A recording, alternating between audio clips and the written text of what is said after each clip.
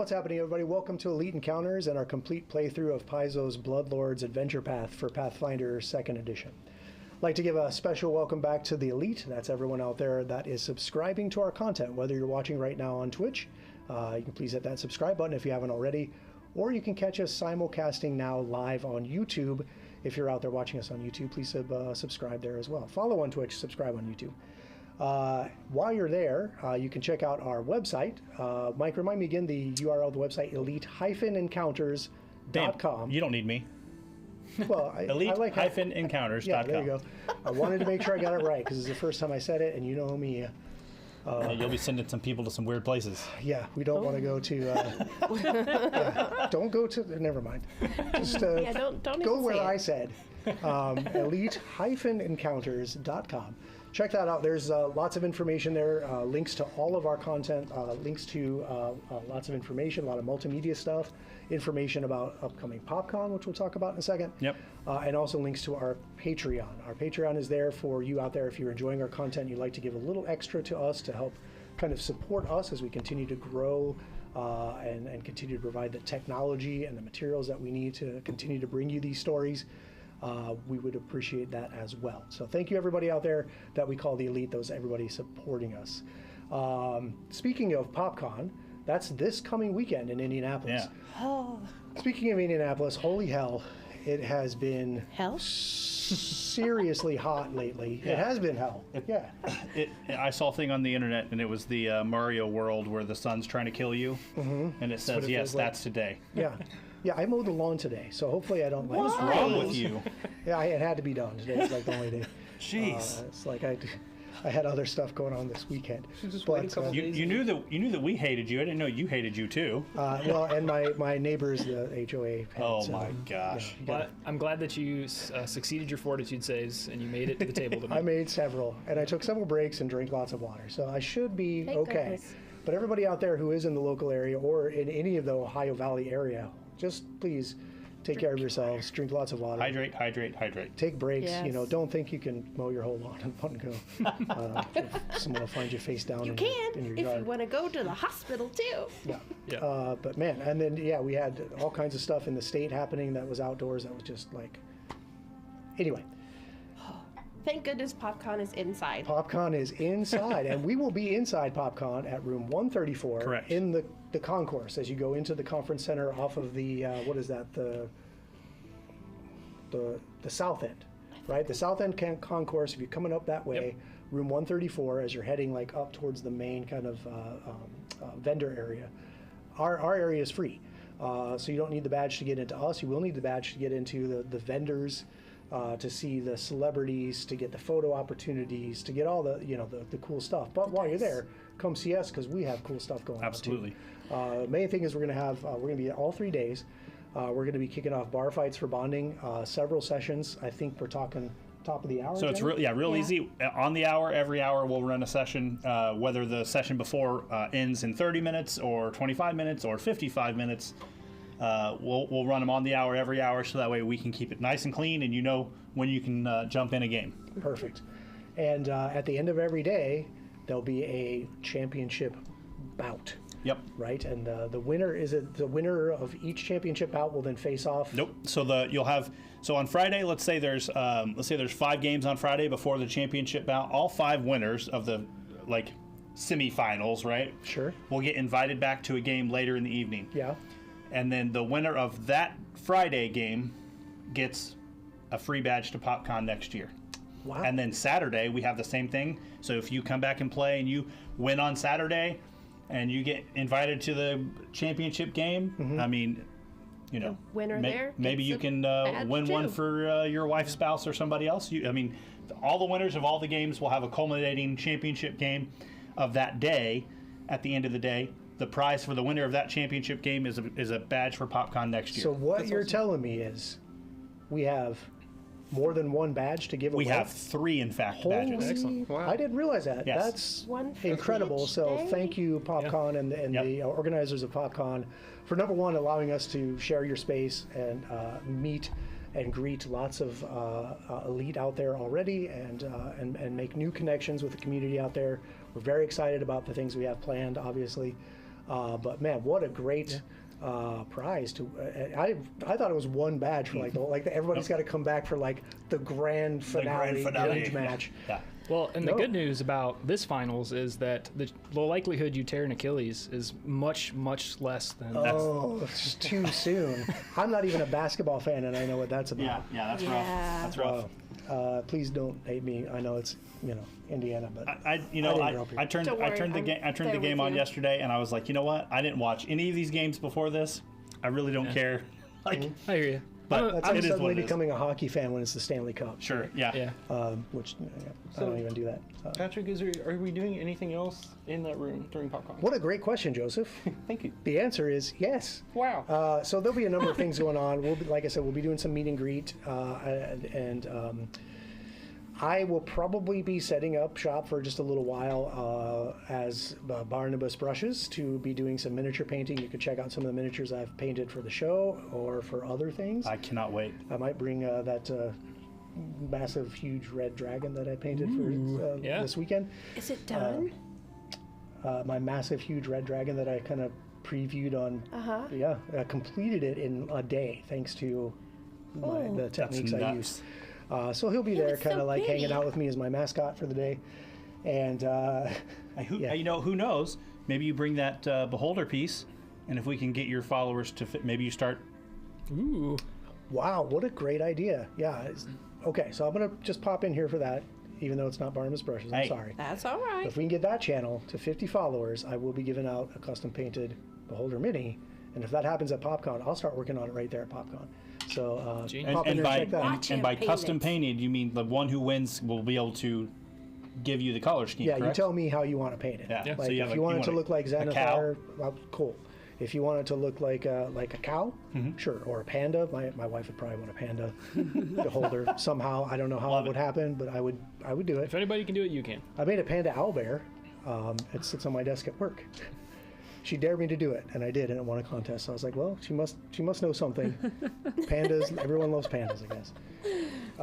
Anyway, I digress big time. Joseph? I, for one, am excited to go hang out with everybody and participate in some bar fights. Yep. And then also play some bar fights for bonding. Yep. So I've also. If you see Joseph running around in those said bars, he is not associated with. That's right. We're gonna make him take the shirt off. Anytime he is outside room 134, we are not liable for Joseph. I've also caught small amounts of wind that this is your first convention, yes? Yes. I've never been to any con ever. So, how cool is that? Yes. How cool is that? Well then. Oh man, so yeah, I am excited. So yeah, please come out and see us, and while you're there, pick up a badge to see all the cool vendors, all the cool local artists, as well as national and global artists. There'll be a number of pop culture vendors, all kinds of collectibles. There's going to be there's some films I think showing. Yep, they do some film work. They do some. They have book writing. The people who write book writing. Book writing. Yeah. They have some authors. They have a word for that. Man write book. Man write book. Sign book. Book burn in fire. Book take picture book man. Wow. Yeah. They have a cosplay con. I feel like this is the wrong AP. We should be playing like Quest for the Frozen Twin. I'm down. Let's finish Bloodlords first. Cosplay, as Jenny said. Right? Yeah. And pro wrestling. And they had magicians and all kinds of stuff. I mean, anything you could think of. So good. That is pop culture. It'll be there. So please come support. It is a local con, local organization, local organizers, local artists, local artisans, local authors. Yep. There's a local comic book artist that's there every year. Lots of cool stuff. The T-shirts that you probably can't find anywhere else, even though you think you can find any T-shirt you want anywhere on the internet. There's stuff at cons that you can only get from those artists, from their hands at the cons. Very cool stuff. Yes, indeed. Okay, so that's PopCon. Joseph, thanks for asking if there's more than just Barnabas Brushes, because yes, obviously. But please come hang out with us, and please come see the rest of the con. We'd love to see you there. We're all going to be there all the time, some of the time for some of us, all the time for others, but it's going to be a fantastic time. I think let's get focused on now, though. Yeah, and we'll give out our skull bones. I'm wanting a skull bone. Yeah. Some of us might need it. Some of us might need it. You never know.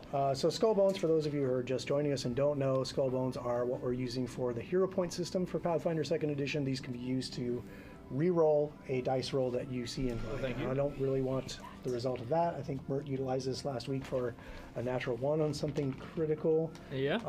And then if it's something that you want to make me re-roll my dice before you know the actual result, right? If I say, well, natural 20, and you're like, no, I don't like that. Yeah, I don't want to be crit right now. You can make me re-roll. Or ever. Or if it gets really hairy, really ugly, you can turn in all the skull bones you've accumulated for the day. Usually it's 1, maybe 2, sometimes 3. You can turn them all in to avoid dying. So you're going to be careful with your skull bones, because if you turn them into, like, you know what, I want to re-roll that lore tavern vat. I think Lysander has. Weird. You can do that, and then if Lysander were to die, well, then he's got nothing to save him. So, Is that foreshadowing? nope. He says, Oh, nope. No, nothing is scripted, nothing is pre-planned. We are running an adventure path, which is a published adventure written by the Paizo Publishing Company for the Pathfinder 2nd Edition. It gives a skeleton framework of, like, where the adventure takes place, No pun what intended. kind of the kind of the timelines and things. But it's what happens at the table happens at the table, and sometimes I am completely caught by surprise. And sometimes have to, like, really muddle through to get to the other side. Or other times, it's so awesome that we just roll with it and tell an amazing story at the table. And that's what we love about these games, and that's what we're going to play. Before we play today, though, let's talk about actually, I just have one thing. I did have, as I was listening to the replay, just for companions, and this may be something Lysander specific, but it may come into play for others as they start learning some other things. Yes. But companions have the minion trait, which means they get 2 actions per round and 0 reactions. And you can command them to carry out those 2 actions once per turn. Correct? That's the base rule for Correct. companions. So, yes. Now, specific rules always override general rules. So does Lysander have something specific that lets you command more than once per round? If you would have given me that, I would have looked for you, but I'll look while you do the intro. Talk first, about and catching by surprise. Yeah, and I'll let you know. How about that? That way we don't sit here while I muddle through my sheet. Actually, I'd like you to. No. Okay, well, I mean, if you want. I mean, here we go. No, not at all. Buckle up. Anyway, that's actually is just a recap of, like, if you have control of a companion, whether it's an animal companion, a cavalier's mount, or you're a weirdo like Lysander and have a pet zombie. pet dinosaur. Once per turn, you can command it to do 2 actions, 0 reactions. That's it. And that may come into play with other people as they gather their companions. I don't know what's going to happen with that bird over there. So we'll see. Is it 1 action to command to do 2 actions, or is it It's 1 it's action? one action to command your minion, right? Whether it's a dog or a horse, or you ride a dragon, right? You have to spend an action to tell it what to do every turn, and you Can I can have a only do bone it once a dragon? turn. Like, you can't, for example, go dragon, do this, and then it does 2 things, and then go dragon, do this, and do 2 more things, and then dragon, do this, and do 2. You can't, like, turn your 3 actions into 6 actions, Right. which I think is some of the confusion of the way the minion rules are written, at least when I read them. But it's just that one little phrase that says once per turn. So, I do have something that allows him to act without me commanding him. Awesome. Okay. But Can you then command him again to give him more actions? so it says specifically, even if you don't command him, command the animal, use the animal command action, your animal companion can still use 1 action on your turn to either stride or strike. Got it. So I can say, like, attack Patrick. Yeah. Right? And then he has both of his actions. But then if next turn I don't tell him anything, Sure. he's still attacking Patrick. Yeah. Okay, is that because I picked on him for being Yes. minion? Okay. I understand. No, that makes perfect sense. But I just wanted to clarify for me. And it's not that we did anything necessarily wrong. I think I got muddled up in the action economy, and that's just the recap there. Yeah, it's not like he would hit pause when you don't command him, right? He's going to keep Yeah. doing his best to protect himself. Right. Yeah. Exactly. Yeah, he's not going to stand there dumbfounded while something beats on him. Yeah. When he gets to a certain level, will move away. When he gets to a help certain points? level, he will actually, as he levels up, he will get more things that he can do on his own. He almost he doesn't become fully autonomous like you would think in the old 3.5 edition where you have like that cat that gets his own like whole turn. Oh, right. Right. But the more he levels up and the more I level up, he gets more like actions and stuff he can do without me holding his hand and saying, "Okay, Remy, do the thing." That's super cool. And final question for you. This isn't really actually, but kind of leads into what you're talking about. Do you ever get to a point where you get more than one zombie? I sure do. Holy shit. Ooh, Okay. okay. That's going to be so much fun, and I can't wait to see how that I plays sure out. do. But let's talk about what happened last week. So last week you guys were kind of in the middle of fighting the Dirge Piper zombie, right? That's the zombie. Is that the toot zombie?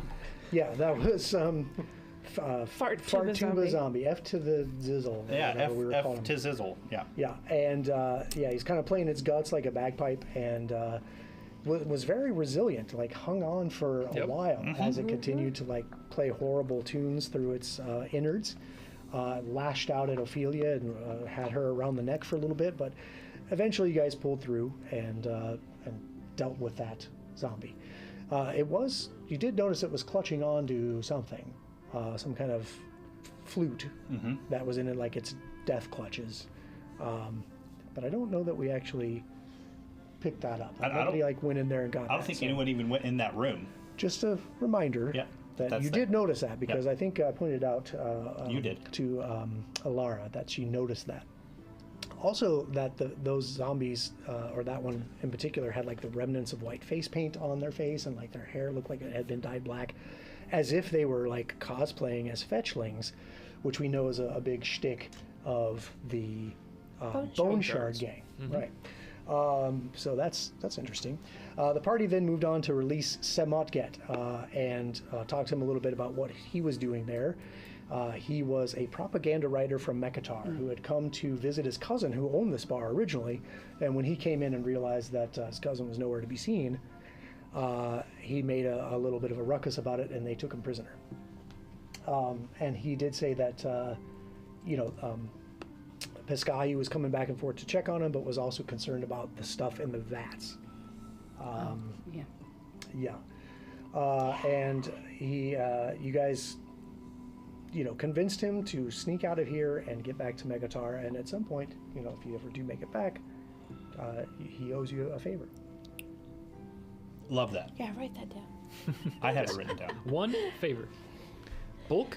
Now, what that favor may Bulk be, favor. He also gave each of you a pen. Yeah. I don't know. The artwork had him having his pen behind his ear, which I thought was hilarious. First thing they give to any good prisoner is a pen. Yeah, that can be sharpened. You got to take off all your clothes and get hosed down, but you can keep that pen. Yeah. Well, I don't know. I don't know what happens in prison. The group then spent a couple hours healing up and trying to formulate a plan of how to deal with this big group of zombies that were caged up in this flimsy cage. Like, they knew if you guys like provoke them in any way, they could eventually break out of this cage and be a problem. So there were several iterations of the plan. There was talks about like making some steps, and then finally you settled on a plan. You executed that plan to perfection. Like, I don't think there was some back and forth, but there was Mert ended up with a triple kill at one point. In one round, just nailed 3 of them. And then a well-timed noise blast spell from Alara wiped out. Oh man, that was crazy. So, I mean, something that I thought was going to be a harrowing experience was like a steamroll. Hey, we thought we were going to have some serious injury after that. Yeah, you guys had some traumatic experiences in the bank and etc. So, trusting to yourselves against large groups of zombies, you guys have learned and have gotten better. So it's great. Speaking of learning and getting better, we'll talk about that in just a minute. But you did move on through that cage now to kind of bypass those vats for now. You notice that there was a room closed off on at your right as you exited, but to your left, the hall led onto a chamber with a huge bloody sheet covering a massive crawling hand with 3 fingers. What that was doing there is anybody's guess. We may never know. And what it was from. Yeah, it was a massive hand. But while they were examining that, they started hearing faint screams from the door further down the hall. They moved on to that. Ophelia attempted to disable a rune engraved with the keyhole, but when she did, the screaming just went silent. And that's when you knew whatever's behind this door knows that we're here. So let's get in there and get her done. You open up the door and you find a cauldron of boiling flesh that after you got into the room erupted into like this cacophony of flesh as three-fingered severed hands were flying all over the room, landing into the mist and crawling all over you. Yeah, it was a really harrowing situation, but with the combined powers of your knowledge and your and brawn, put an end to this manifestation of whatever was happening in this cauldron, and that's when Kepgetta revealed herself. The leader that you think, the leader of this local three-fingered hand gang that has been up to now doing some nefarious deeds, working to poison the quick here in Greydirge. She casted some spells and hexes at the party. She stabbed with a dagger, but ultimately you guys brought her down. She was tripped by a scythe. She was entangled. She was beaten and harrowed. Yeah. And Lysander did manage to get that killing blow with his needle darts as she stood up from that entangle spell and then just was ended. But things weren't over because at her death, when she collapsed to the floor, she said something about she failed her mother. And at that moment, 2 heads flew up out of the cauldron and 4 hands crawled out of the cauldron and started making their way to Kepgetta's corpse. The hands each had 3 fingers. The heads were, rotten and, unrecognizable. But I think it was Alara who realized covens usually work in 3s. This is possibly her It coven. was me. Oh, I'm sorry, it was Ophelia. That's right. I remember blasting one of those heads. Yes, in fact, I think at that, everybody realized, okay, what's going on here? And you decided to destroy the heads and hands because as they got to Kepgetta's body, they started manipulating her and dragging her towards that cauldron. To what end, we'll never know because you destroyed them all before they got there. But what do you think was going to happen when she got into that cauldron? That's probably just my video game background, but I'm like picturing the music intensifies and phase Yes. 2 starts. Phase 2 of the boss. And Yes. I did not, and I know most everybody else at the table did not have the resources for a phase 2 fight. Now, whether or not that's actually what happened, that's just my instinct, right? Yeah. Maybe it would have made whatever is in the cauldron stronger, and more manifestations would have come out, and ones we might not have been able to blow to pieces very quickly Sure. and easily. That's true. That's true. Any other theories? I was worried we were gonna have more of those remains, like that she would turn into that. Ugh. The leftovers. leftovers. Oh, that was that would horrifying. have been really creepy. These are all And great horrible. ideas. No. Mike, any theory? No. See, I feel like it would have been more along the lines of like the worm things animating the skulls or the bones that we encountered in our Lost. right. And so Lost like Light. they would have like pulled her to the cauldron, and then whatever eerie spirit or whatever the hell was in that cauldron that's causing all this shit was just gonna like reanimate her and Yeah. have like an undead like puppet thing that they were gonna wield around and do whatever the hell they wanted to do to Sure. us. So Joseph, what did you think? I was also thinking phase 2 boss fight. Phase 2 boss fight.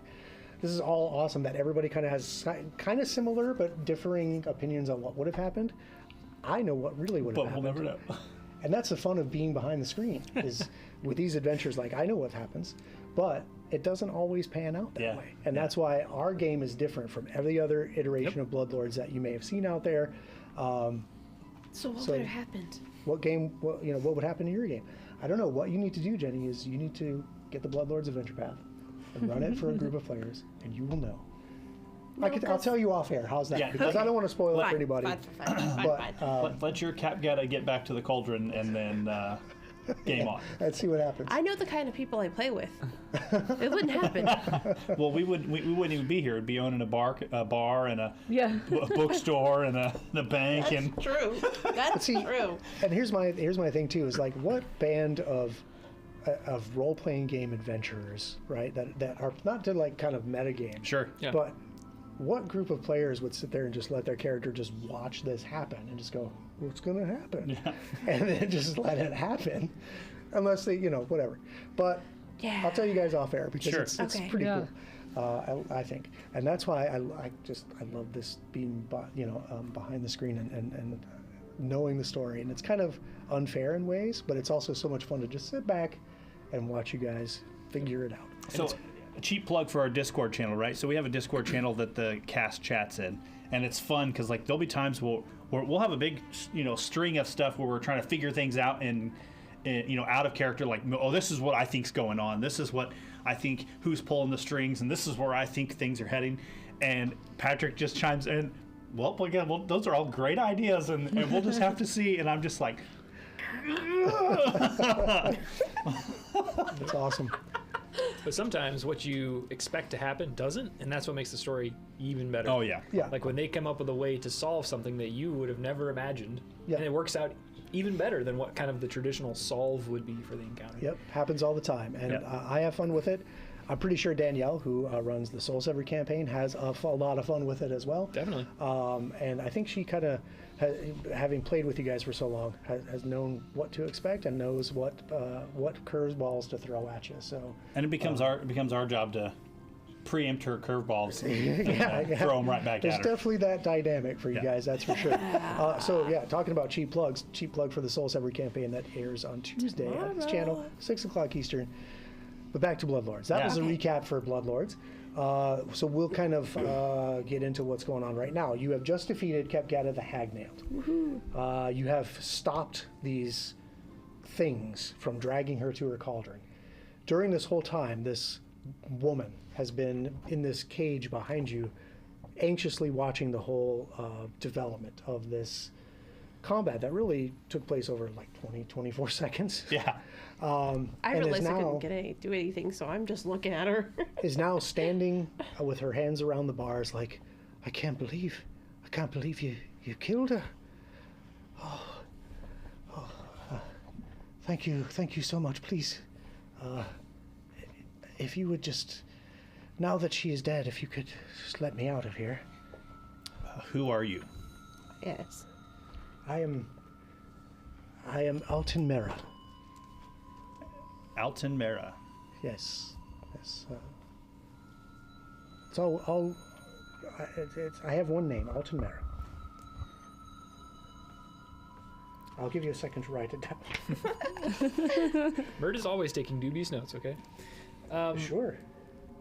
Alton, how did you get here? Oh, And please, why are you here? It's Alton Mera. Oh, That's all one word. sorry. Alton Mera. Well, how did I get here? It's quite a long story, actually. It's almost I'm ashamed that I was so easily duped. Honestly, I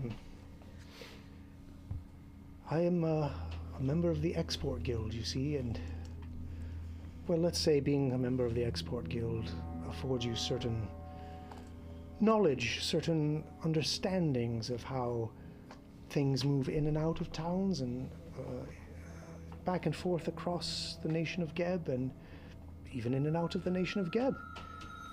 As you may know, Geb is an important hub for exports of agricultural products produced on your local farms.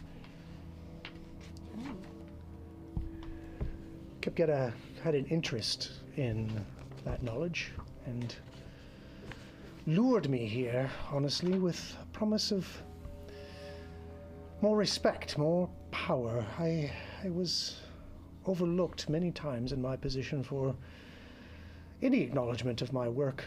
Really, I did so much to ensure efficient export of goods and tracking of goods in and out of Grey Dirge, back and forth to Mekatar, out to the port cities for export. And time again, my superiors overlooked me. I don't know if I wasn't good enough. I thought I was. But I grew tired of being, well, just a nobody. And Kepgada promised me that I could be somebody, and all I would need to do was give her information about the local farms here in Greydirge especially, and in particular, the export of goods and production of agricultural goods for quick, for the living here. And I'm ashamed to say that I agreed to it, because in return she would make me a part of a coven and grant me powers. Perhaps I could go back and show my superiors what I really was worth. But I was fooled. It was just a manipulation to get my information, just another person treating me as if I was just nobody, just another resource to be used and tossed aside. And I am deeply regretful and ashamed of what I've done, and now I just wish to be let go. I was worried that I would be next in her experiments and give me over to that ghoul to administer his various poisons to, and watch the effects as my body slowly broke down, and then he would cut me up like he did the others. But thankfully you arrived and can now perhaps be my saviors, if you would just let me go. We may have inadvertently worked together during my travels around Geb with the Carter's Consortium. Yes. Do you have any association still with the Carters? Any way you could perhaps help us or garner favor with them? I was not directly involved with the Carters. I was in the Export Guild. Oh. I did have some inner workings with the Carters, as of course they're responsible for moving said goods across the country, but it was mostly of an organizational, logistics, that sort of thing. I didn't know anybody personally. No offense, please, but I would say being able to facilitate Geb's exports is plenty reward in and of itself. But I don't think you understand the drudgery of my day in and day out working for them. I worked hard. I gave it my all. I put everything I had, and for what? To be given a pittance, to be still treated like just another quick. We wouldn't have happened to be dealing in wheat, would you? I'm sorry. I don't dabble in those things. Oh, wheat. Wheat. No, I'm sorry. Oh God! No, I think it's called flay leaf, but it's very yes, that's true. Here in Galarian, we call that flay leaf. No, not just wheat. I again, all agricultural products coming in and out of Greydirge, all of the surrounding farms, and that's why Kepgetta was here, and that's why I was summoned here to help her understand the movement of those goods from the Greydirge farms to the greater nation as a whole, and then from there outward to the rest of Galarian. Did you give her this? Did you write this information down, or were you just sharing it? No, everything was all here. That's it. I'm very good at what I do, but nobody saw it. So. Oh, we're gonna need that information too. Did you see Kepgetta visit with anybody else? And was she working with anyone else other than just that ghoul, or?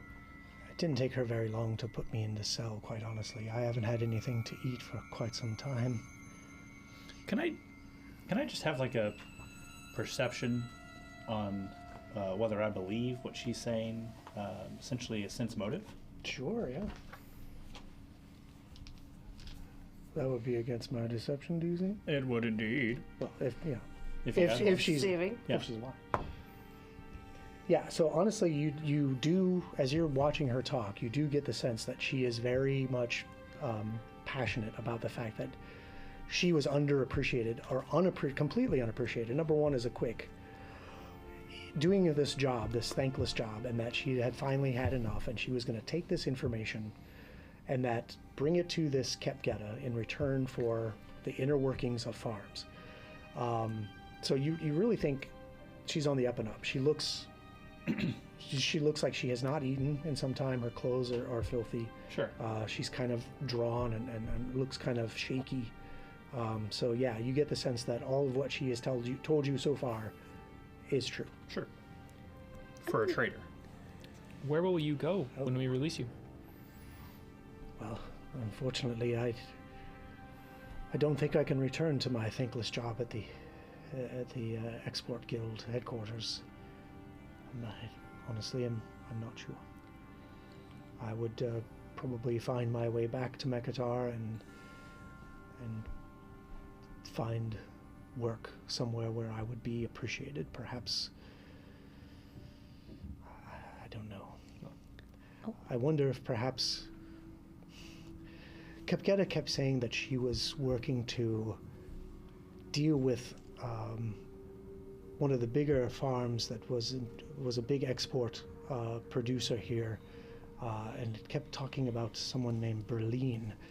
Perhaps if I sought out this Berlin, I could give her this information, and maybe she would offer me a job. While she's talking, while we're all talking, I like seeing her state and hearing her mention she hasn't eaten. I kind of like approach her and kneel down and grab my bag and get some trail rations and hand them to her and just kind of give her a look of like compassion but acknowledgement, because like I am also aware of the struggle as a quick and Geb. So What is your deception DC? Deception DC? You're not actively lying to her though, so I'm just kidding. But she is going to she doesn't fully trust you, right? She did see you come in here and completely decimate Kepgetta and deal with whatever was happening in this room. So she tentatively takes your rations, and then something comes over her and she just grabs it and she starts immediately wolfing down whatever you've given her. It's called hunger. Alora's going to use her hobnobber skill Ooh. Okay. and see what what pertinent information I can get on the farms, like which, and if she had any involvement with the Old Urgus? yeah, That farm? yeah, with that farm, and then did she have any hand in that? And is she aware of like the brain grit and the Trimmer paste. trimmer paste? She knows about Berlin, at Yeah. least. Yeah, if you have some information on Berlin, interesting. That's interesting too. You know, But she doesn't know that Berlin's a bloodlord. so but here's the thing. And so you have to do this and talk to her, right? You're gonna have to have like small talk Yeah, with her. well, I can gain it through conversation. Yeah. But it's kind of interesting because it takes me it takes me half as long as normal. Got it.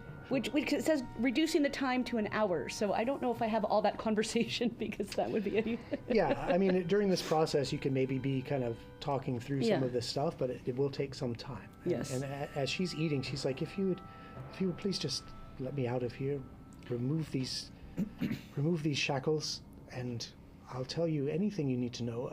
Please. I'm really so ashamed of what I've done. And I just want to find a place where I could be Well, appreciated. do you mind if we speak real quick before we come back and engage? It'll be real quick, I promise. We're not going anywhere, we're not leaving you, we're just gonna walk over here and have a chat. We'll be right back. Sure, I'll just finish this cheese. Excellent, love it. So I kind of pull everybody together, Okay, so here's the thing. She clearly has invaluable knowledge. Agreed. And she can't return where she came from because she's going to be looked at like a traitor. Right. However, I think if she goes to Berlin and maybe seeks penance or grovels or whatever to try and get a job with Berlin, if it comes out that she had any dealing with, killing her cousin, I don't know how well that's going to go over. I mean, we are looking to move up this area of control, and I would assume that here soon we're going to need of someone who can keep the house or do odds and ends, run to the store, run to the market. Like, maybe we could employ her, and then we would have access to her knowledge on a more permanent basis. Oh, and here I thought we were going to take her to Berlin for a ransom. Oh, no. I think Okay. I think that we are still under the employ of Miss Haldoli, I agree. and I think, providing her with a full debrief from this lady may be very beneficial to us, especially considering the upcoming meeting with the governor. Agreed. And if that can further kind of give us the upper hand in that introduction, I would say that's more important than getting some of this information for ourselves. If we can get in the good graces of the governor, I think that's maybe our primary motivation for the moment. But that's just my opinion. Sure, that's why we talked about it. Yeah. I mean, that's fine with me. I wanted us to be kind of speaking from the same place before we go open doors and offering people, directions to live their Yep. life. You know what I mean? I Absolutely. don't want us to look ununified in what we're trying to say here. Yeah, So, I agree. Mert, are you suggesting that we take her to Berlin? Either escort her or, Yeah, we can tell her we have special favor. yeah, or yeah, just make her, swear that she will. I mean, I think we should take her. take her personally. That's Yeah. fine. Do And you on have the any water? I think we should take her. And on the flip side, if Berlin employs her and it goes well, then that would look very good in our favor as Sure. well. Yeah. I And agree. we can definitely let Berlin know that she was involved, to the degree that she was. Right. She certainly sounds desperate enough to want a good job. I think she's desperate enough to seek alternatives. So, Let's just make sure the alternative is us. or something that can benefit us for sure. Yes. Now, we have set a precedence just 20 minutes ago that in order for us to open the door, you got to owe us something, right? Yes. So, Well, then I think that's it. We'll check the rest of the brewery, make sure it's fully safe to escort her, and then we'll take her to Berlin for a full debrief of all the information that she's provided to Kepketa in terms of the import and export. Because, especially if Kepketa was toying with exporting these poisoned goods for Quick outside of Geb, even, this is something that involves bigger. way more than we thought. sure, yeah. All over And- Geb at all. And if she did have a hand in Berlin's cousin's murder, then maybe that's something Berlin would want to deal with. It's not That's lost on me that Geb is one of the very few undead nations. Sure. So Yeah. if poison food goes to the Quick in other places, it's going to be a problem. Real big problem. Potentially a world's war-starting problem. Agreed. So after we've gathered in our little circle and everybody's head pops up and looks at her and comes back down and we talk and everybody's head pops up and looks at her. Yeah. Do I'll you have walk. any sausages? Yeah. I'll walk I back do over like sausages. toward the gate. And we did all this obviously after Alara had her chance to talk to her. I don't want to interrupt what she was trying to gather that information out of her either. I'm not just like, hey, pause on what you're trying to do here. No, I think that could totally Yeah. work where maybe she was going over and bringing her the water, Yeah. bringing her the Sausages. additional food, or Yeah. just, and making friends with her, Sure. right, hobnobbing with Yep. her, so to speak. Yep. But then also coming back to the conversation and participating in that. Yeah. So I see that. Perfect. Sure. Okay, so here's where we stand. We have a couple of rooms left in this tavern, this godforsaken tavern. Yes. It may not be safe that- for you yet. That we have not cleared. Oh dear. And we don't want to let you out of the cage just for you to be harmed. So we are going to go check out the last couple of areas that we have not put our eyes on, and then see. we will be back to let you out. You do promise? You please. You can't leave me to rot Look, here. she had another prisoner down the hallway, and we let him out. Okay, I but suppose. no, I'm just telling you. I'm on good faith. We let him out. He owes us a favor. Sure, he owes us a favor, and we're gonna go make sure that your way out is just as clear as his way out. Well, I would appreciate that, but please don't abandon me here. I would starve to death. Agreed. We'll be right Yeah, back. thank you. You're welcome. I will wait. I've been here this long. I can wait. Yeah, what's 10 more minutes? Sure. Well, Mert Stout's taking 10 minutes So- to patch himself up. Yeah. you did say 10 minutes. Yeah. I'm very good at numbers, you see. Yeah. Okay, so Mert takes some time to listen. I can tell that you have been through a lot already. Ooh, Max. That's correct. Hey, Mert. Yes? Can I have some healing? You certainly can. Hey, Mert, can you fix this? Mert. Okay. Anybody else have any? I will kinda- take my stone out and Sit here stick for like it 3 on hours. Ophelia. Okay. Ophelia's raising her hand like, yes, please. Medicine on myself. Sure, yeah. I'll All right. focus. That was 10. I don't need like a ton, but I'm less than half. You get 24. Hey, Nice, that'll nice. work. all those skills come into play. Did yours come? Did your patching up come through? Alara, you're also No, I going to had a get 10, 24. but then I'm trying again and got Yeah. a 21. Okay, so Thank you. You have to wait another hour. Well, if you failed the first okay. time, you didn't Gotcha. critically fail, so you don't hurt yourself.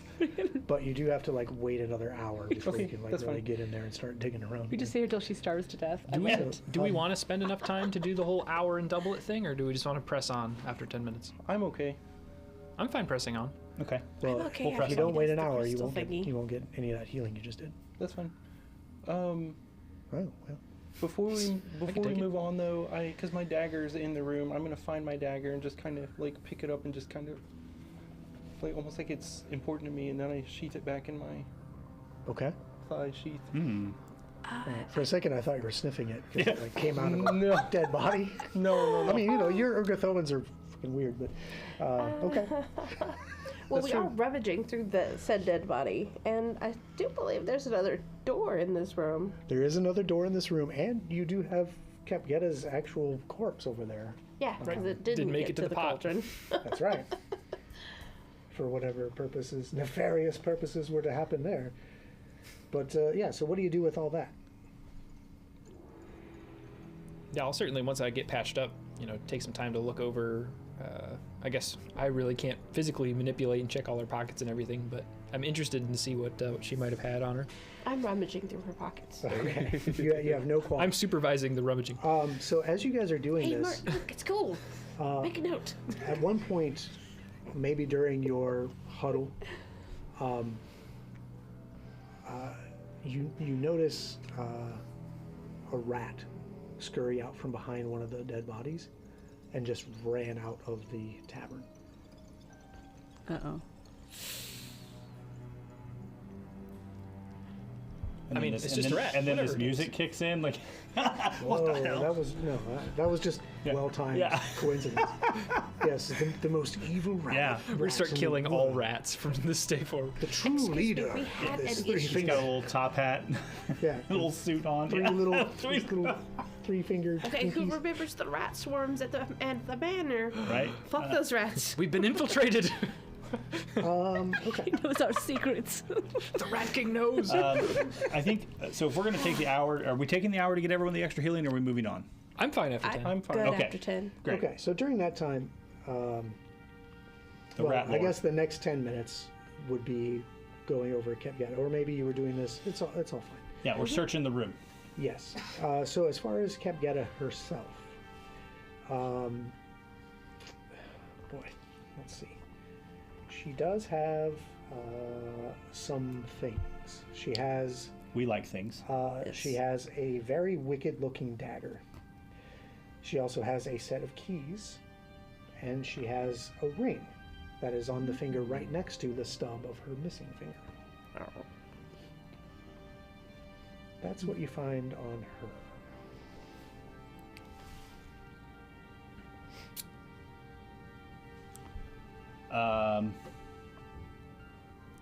Can I read aura on Ophelia, the is this ring got any kind of crazy properties? Like if I pull it off her hand, is it going to blow up in my face? Do you spend some time reading aura on the Yeah. ring? Okay. I sure do. Yeah, I thought I had heard you saying that. Can I read aura? Yeah. So, this ring does give off a magical aura, Love it. and let's see, it is. Gives me you can use occultism to determine what it is.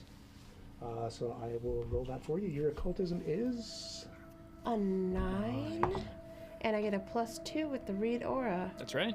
oh, okay. So at 11, so we'll roll that in, giving you a 29. Heck over here. yeah. Ooh, nice number. So I thought I would. If that doesn't get it, we definitely want to keep this ring. Yeah, that ring is yeah. Yeah, roll that on my new official Pathfinder 2nd Edition dice from Q Workshop. Anyway, I like these dice a lot because they were rolling hot this weekend. Anyway, and they still are. This is a ventriloquist ring.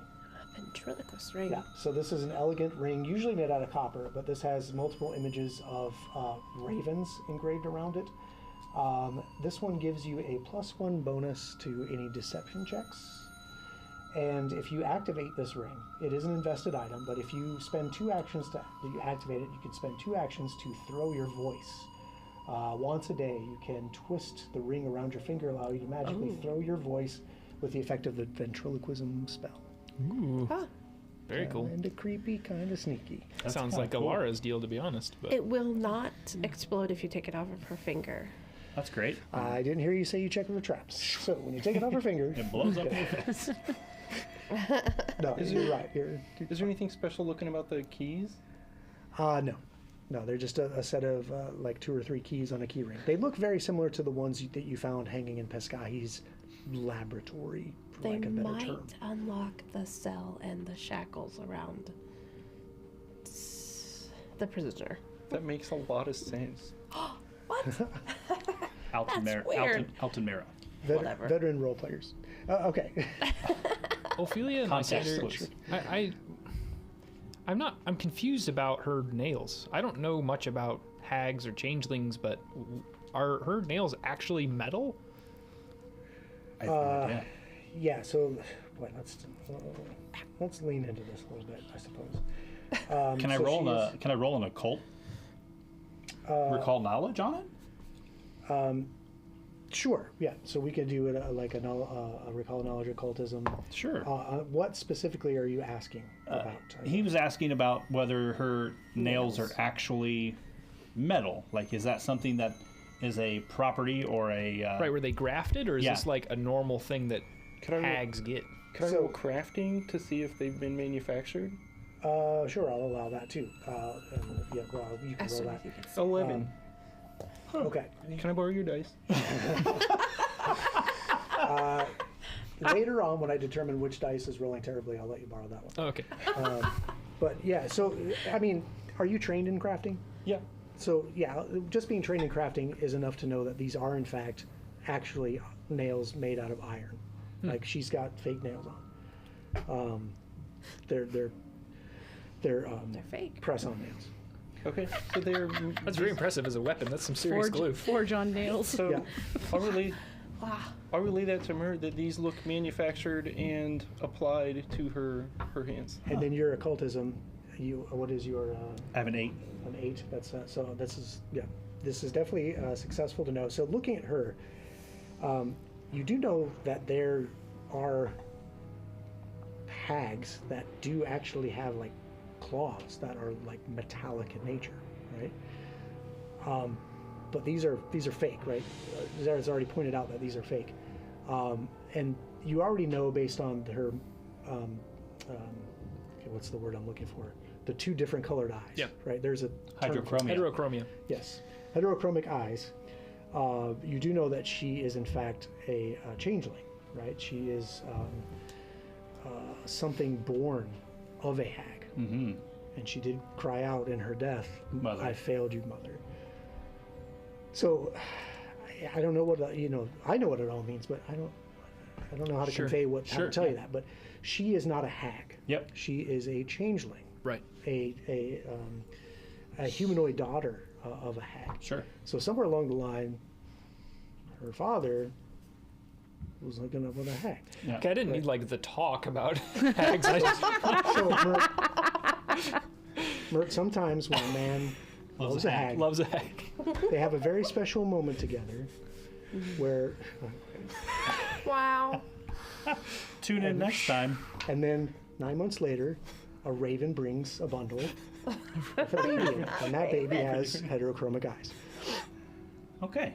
Who Well, likes fake press-on nails Yes. to try to look more like a hag. It's possible. So you know she's not a hag, but her mother likely was a hag, and you do know that there is a type of hag that has these Claws. metal claws, these Yeah. iron claws. Sure. And it maybe she was emulating her mother, Yeah, paying sure. tribute to her mother, Sure. and she called herself Kepgata the Hag Nailed. So, Yeah. and consequently, her father also called himself Jim the Hag Nailed. Hey-o! Oh my gosh. That's not in the book. no way, really? Nail-er? Huh? Wouldn't it Nailer. be nail-er? Depends. Okay, so Nice. on the Okay, so all right, let's get back to on the nails, the metal, pressed Are on, they forged worth on anything? nails. Do they look just like? I'm asking Zara. Do they look like just common like iron? Is it just common iron? Is it cold iron like the mace we found, or is it just? being trained in crafting, you can tell that these are just iron. There's nothing special about them. They're just iron. Great. I don't want them. Okay. I mean, we got iron teeth, and we get iron nails. However, her dagger looks nice. Are you gonna check out that dagger, Ophelia? Sure. Okay, so you read aura on that. Yes. And okay, Good thing it's a I'll give you an occultism to identify that, and you are successful in that as well. This dagger is actually a +1 striking dagger. Whoa. That's massive. That is, That's so good. Okay. and that's why she Lysander? was able to do pretty good damage when she stabbed you with it. Yeah, it was pretty bad for me. Lysander. I mean, sure. I don't think that it's best in my hands. I don't. Well, we could certainly take it into town and have a smith Pull the- transfer it Yeah, pull the rune off. and put it on. Zareth seems Anybody's. pretty interested in the dagger. Yeah, so does me. So, you gonna roll for it, bud? Oh, fight! Here You we have go. a Fight! scythe Fight! and a Fight! great sword. So go to PopCon, get in the wrestling ring for it. Yeah. All right. Yeah. Deal. Sounds good. Oh boy. Sorry, I got a quick break in the shit here. Okay, Okay. I'm just in. Maybe I shouldn't have That's mowed the lawn good today. habit. I don't know. Yeah, you got heat exhaustion. I think so. Heat brain. Yeah, I We got can- my. Heat bad We can for figure brain. we can figure out who gets it, but Zareth is very intrigued by the dagger. Sounds good. At the very least, like he takes it and is really inspecting the. Yeah. You take that other dagger that you sniffed earlier and put in you just toss that out and put that one there instead, or Dude, shut up! Stop! That's a sniffing dagger. or do you have a second hip holster you can put the other one in? Yeah. Imagine. That's where he put his. That's where he puts his brain grit. Yeah. One's for show, one's for blow. That's yeah.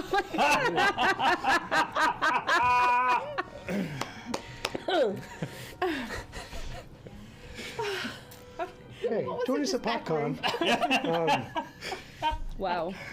What was in that back room? Yeah. That's a great question. You haven't gone there. Let's go there.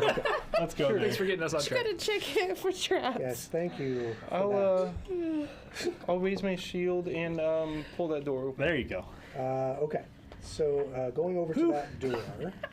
Yeah, for real though. You open up that door. It's not locked, interestingly enough. I think she felt secure in here with this chamber.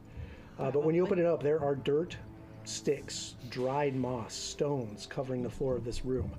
There are dying vines that are hanging from pegs set in the stone wall. Like she's decorated her room with dead vegetation. Like a swamp where hags Blair live. Witch moment. Hey. In the southeast corner is a small wooden box and a burlap sack bursting with dead leaves. Oh. Interesting. Taste of home. Hey, what's in that? What's in that box over there?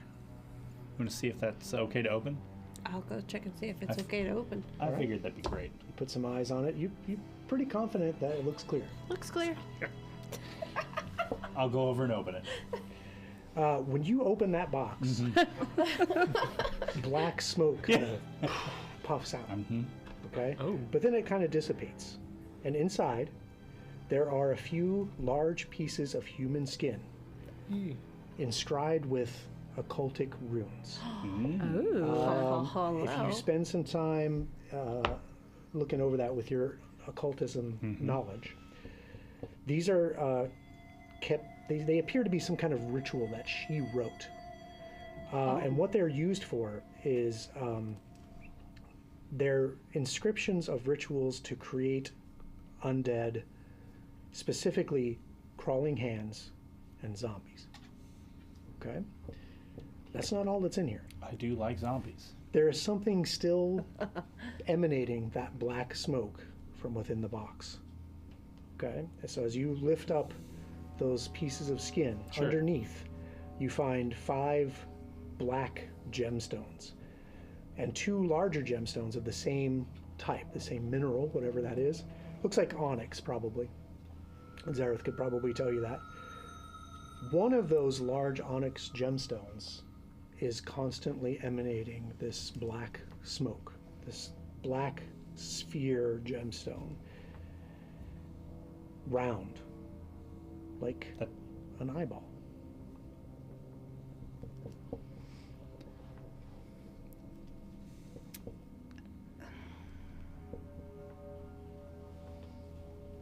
Is there a cap? It's just the lid to the box. The Like the, eyeball itself is just, well, it's not, it's a gemstone Eyeball. that is shaped like an eyeball. Like giving off from smoke. the vultures. No, but close. As you kind of think back and you search your memories, it's very much like that creature that was standing over the vault entrance with the one smoking eye. Oh, and the the empty eye socket. Yeah. She take his eye. Yeah, we should have, I guess. No, did she? That's what this is. 'Cause Oh. it only had one. Oh, great point. Well, is there anything special about it? Is it, I mean, obviously it's smoking, but I don't know. Check it out. As you check it out using crafting, you know that all of these gems in here, there are 5 smaller gemstones that are onyx. So they're nice black gemstones. They're worth about 16 gold apiece, as Mert furiously writes his accounting. I got it. The 2 larger ones, they're also onyx. Even the one that's smoking, it has an onyx. It's a gemstone. Mm-hmm. And you would guess those would probably fetch 60 gold. Ooh. Or they could, I mean, they're gems, so they could literally be used to, like, I need something for 60 gold, boom, here. Right. It's money. Yeah. Yeah, so you don't have to, like, go sell it, get the 60 gold, go buy something. You can just buy it with the thing. Well- Or you can keep the smoking eye, or you can use it as a spell thing, or lots of different uses for these things. Or on it. decor, I would ambiance. say one of us loses an eye. This would be really That'd cool. be very cool. Whoa, yeah. Despite all the negative parts of only having one eye. But then you'd have a cool eye. That And no add to depth perception. intimidation? Right. But then would you put a pirate patch over? R. Okay. That would be super cool now that I'm envisioning that. Yeah. That'd be good Can you for imagine- Lysander, just more smoke Yeah, that you already comes just out. the eye patch and then just black billowing smoke coming out because it wouldn't even allow it to just come out in a straight. It just force it out Oh yeah. Yeah. underneath the whole entire eye patch. Yeah. Dude, So it'd be cool. so good. Like a fog machine. Yeah. Yeah. Yeah. Yeah. So is there Hey any, Zareth, can I see that dagger? Yeah! Yes, here we go! Jesus. All right. Is it ice? Is it the size of an Okay. eyeball? Now give me a flat check to see if you go too deep and die. I have to go to dying first. Okay, true. So is there anything else in this room? What I described. So yeah, again, so it's like there's the floor instead of the stone floor like you've seen so far in the rest of the brewery, or the kind of sawdust floor over in the tavern area. This is just dirt, and it's covered with sticks and moss and loose stones, and the vines hanging from the wall, and then just that wooden box that you've gone into, and that burlap sack that's full of dead leaves. Okay. But is it full of dead? Yeah, I just Yeah, can we after we're dump done that messing thing with the box, I'll just take the burlap sack and just dump it out. I don't really care to Okay, you definitely feel like when you pick it up, you're like, okay, this just feels like a sack of leaves. Like, like this is weird. Yeah, but you know what else feels like leaves? Money. So paper money. So I'm. Okay. Yeah. Not that we have paper money in Galarian, but It could be a banknote. Yeah, it could be. It could be anything. If I was going to hide a contract of stuff that I own, That's right. put it in the. Yes. It turns out the cauldron is actually owned by. Yeah. Yeah, the crooked coffin. The fireproof cauldron. So no. Anyway, when you're lifting up and shaking around, you feel like, okay, this mostly feels like dead, dry leaves, but there's something rattling around in there. Ooh, see. And when you continue to dump it, thunk, it falls out onto the bed of leaves you now scattered onto the floor, and it is a key. It is a key that is very, very reminiscent of what the Bone Shards gang described What she came and that took she from. came and took from them. Right? It is a granite key. The shaft is carved to look like a vertebral column, a spine. Okay. And I think you know where this key goes. It does. It goes to the bank. Yeah, but you also know the bank is pretty much gutted. Right. We So- pretty much opened all of the leftovers. Except for, we couldn't go down that one. Except for that. We had that one set that wouldn't open for us. So maybe now if we have this key. Or both keys. Yeah. Potentially. Or maybe there's a box that was taken to Mekatar that we, with this information we have about who the right owner is, and the celebrants may not have had claim to move that material to Mekatar. Right. If we can get it back, or maybe go there someday, this might fit one of those boxes. It's true. And if Capgetta was after it, I'm sure there's something of importance. Well, I'm sure we have tons of other things to wrap up. So, let's, Definitely something to consider. Like, yeah. what was this key for? Keep Yeah. the key and ponder it. Yeah. I like it. All right, where to now? As you watch Altamira kind of look from... It's been 37 minutes! Yes, I believe it took an hour to heal himself. No, Bill needs in. I think we should probably go back down the little corridor there to the rooms that maybe we didn't set our eyes in. Yep. Well, there's that flute we passed too. That's true. We could also go back and grab that toot flute. Okay. So yeah, you do. Let's grab the toot flute first. One of the keys that you found on Kepgetta does open this cell door into. It's okay. You F can to say the it. The toot flute room. Yeah, I can't do it. Fart tube is zombie. Yeah, F to the Zizzle is in the book. Fart toot room, toot whatever. I can't even say it. The room with that guy that guy. has still got his death grip on that Toot flute. flute.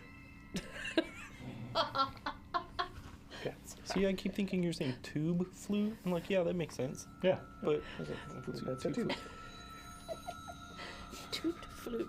The heat is scrambling. We're all addled, I think. Okay.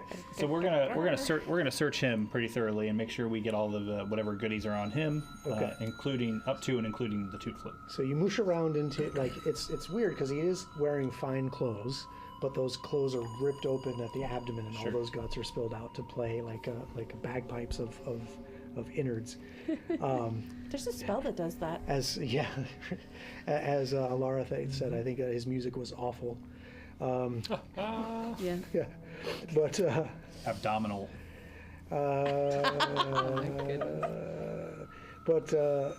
Yeah, really, as you mush around in his rotted corpse, you don't find anything except that instrument clutched in its hand.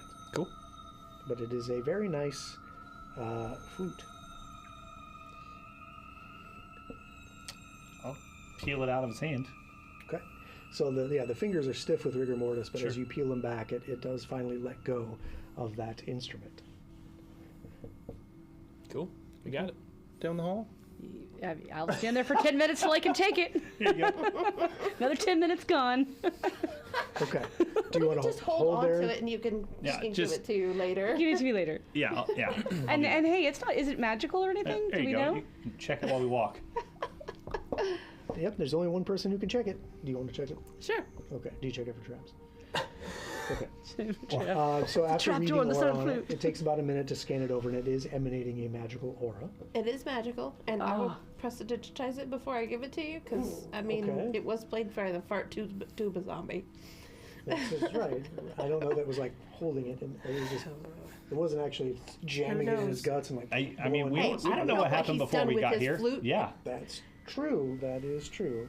Okay, so this is. I will sanitize it before I- Heavily. I don't know what the zombie wash it did off with in the his scrying We gotta pool. take the Yeah, wash it off in the scrying pool. This is great. All ready to go. Why Imagine, does this smell weird? imagine that noise. Gosh. Shit's shooting at the end. Okay, so this just has the general magical traits, so any of the traditions will work to identify it. Oh, yeah, piece of cake. So this is a maestro's instrument. It is a Ooh. magical instrument. Maestro. Yeah, this particular one is a lesser version, so I mean this guy wasn't that much of a maestro, but essentially it's Lesser maestro. it's a +1 item bonus to performance checks if you use the instrument. Oh, Love nice. it. Very cool. Also, you can activate this instrument for a 2-action, basically spell called Charming Performance. You could do this once a day. You basically use the instrument to cast the charm spell, but the instrument uses its own DC. Oh, Okay, because it's Love lesser, it's a 17. So not super great, but once a day you can play that flute and get a charm spell out of it. nice. And you can constantly use it to gain +1 on your performance, Oh, nice. which Okay. I think fits beautifully for what Alara does with Gravy. Definitely. Yes. Okay, I'm excited about this. But I think Zareth wants to should fight you for it. Okay. But that's pretty much all. The other 2 shamblers don't have really anything Yeah. of any worth. They're Right. just, but Great. this instrument was held on to this, and they just let it go. So cool. Are we ready to go near the vats? I think so. We got to check these 2 rooms for sure. Yeah. Okay. So you make your way back out into the hallway with the sheet over the hand and down, and you're doing your best to avoid, and as you walk past those vats, you do hear sloshing, and every now and then there's this kind of leathery thud against the bulging boards of the vats as like this moldy kind of filth kind of like sloshes over the top. It and hungers, it seeps grows. onto the floor. But you do get to the door. Nothing seems to happen with the vats. And you're at the door. There's something there. There's something in the vat. Yeah, for sure. Yeah, we saw the ghoul's notes about this growing hunger in mold or whatever is in there. Yeah. And in fact, as you're kind of thinking about that, you're hearing sloshing from more than one vat. Oh no. You want to check this door real quick? Yeah, I'm gonna check the door. Something thumps against the side of the vat. You check the door for traps. It I does not did. appear to be trapped. Looks clear. Doesn't even appear to be locked, honestly. I'm gonna open the door. Okay. I suppose you can do that. I'll let you guys go into the room and I'll just stand kind of guard in case this thing awakens. Okay. So I'll keep the minis where they are just to kind of Yeah. move this along, and if things go south, we'll put them in the appropriate place. Sure. So Mert says he'll be down here guarding. Is everyone else who opened the door actually? Ophelia. I did. Okay. I'll step in with her, just with my shield, in case there's something dangerous in here. All right. And Lysander and Remy will be doing. Lysander and Remy things. No, we'll stay at the corner of the hall, right there where the kind of juts over to make that corridor that Mert's going to stand. Here or over here? Other side, like where the little come toward me, right? And then Mert's Yes, at the right in door, the vat. right? Okay, we'll figure it out. I'm standing where I can help Mert if things start going south. Got it. Perfect. Tactically, if things have to go tactical, Sure. we'll make it tactical. Yeah. Just getting a general sense of where Yeah. things are. We don't have to pick the perfect square just yet, Oh, or the secret that square. sound. can hear them Bubbling, gurgling. burbling of the thing. Okay, so we got Mert in the hall with Lysander and Remington, just Yep. keeping an eye out. Zareth goes in with Ophelia. What is Alara doing? I'm hanging back. Like I'm not. Because you guys are going in the room, right? So Yeah, they're going in the Zareth and room. Ophelia are going in the So I'm not two going in in the the room. Everyone else I'll hanging take back. I'll take where I can see vision because you guys are kind of hanging out. Yeah, I'll hang more with you guys. Okay. Okay. Here we go. So we'll describe this room as you open this door. Several shoddy bunk beds fill most of the space in this room. A row of wooden pegs line the south wall. A dozen or so red cloaks hang from the pegs. Aside from a few horribly smelly chamber pots, there doesn't seem to be very much else in here. Gross.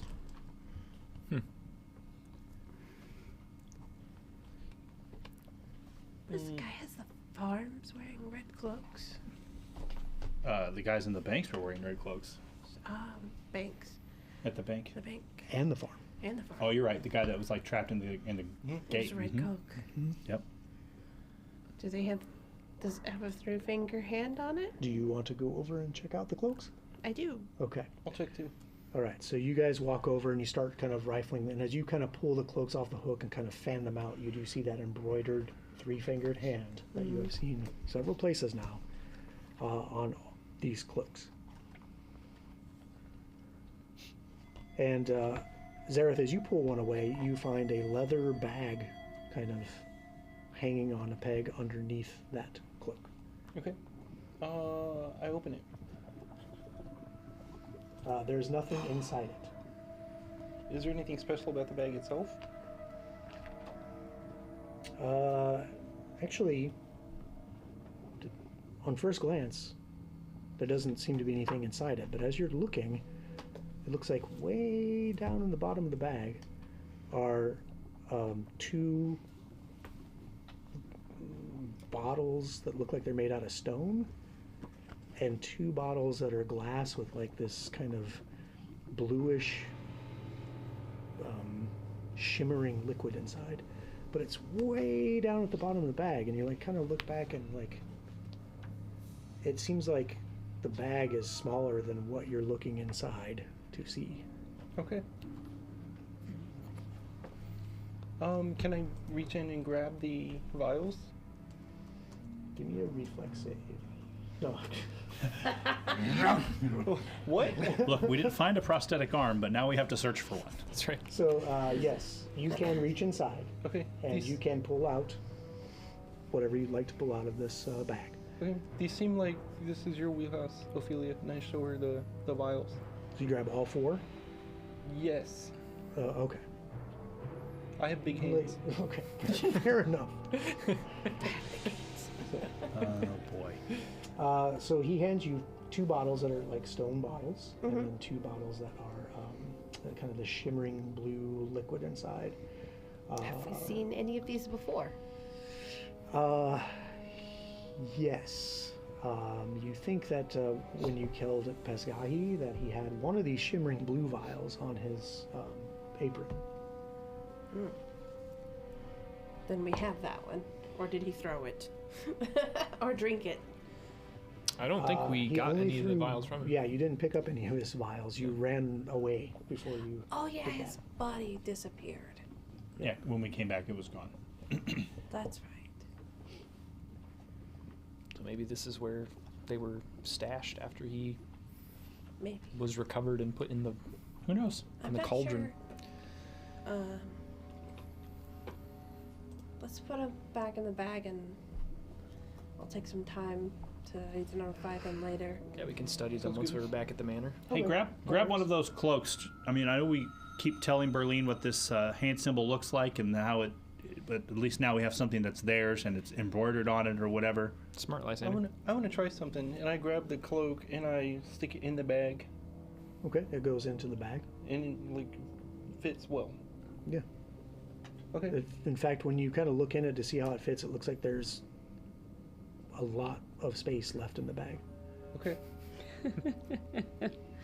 So I'll take that. I'll take the bag and throw it on. Okay.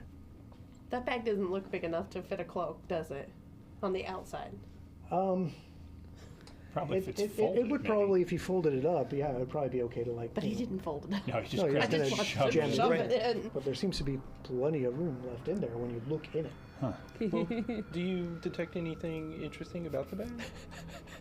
There. Shut up, Jacob. What I detect interesting about the bag is that you can shove an entire cloak in there without it being folded, and there's 4 vials That's of pretty something. Yeah, it is pretty interesting. Yeah. So I think I'm gonna add that to the things of we need to check out. Great. Yeah, we could definitely take some time to study it Sure. at the manor. Just put it on the list. Yeah. Let's start looking for more stuff tucked underneath these cloaks. Did you try to stuff Mert in the bag? Can you stuff a ghost? Tune in next Do you week have for ghost actually. touch? Is it a ghost touch bag?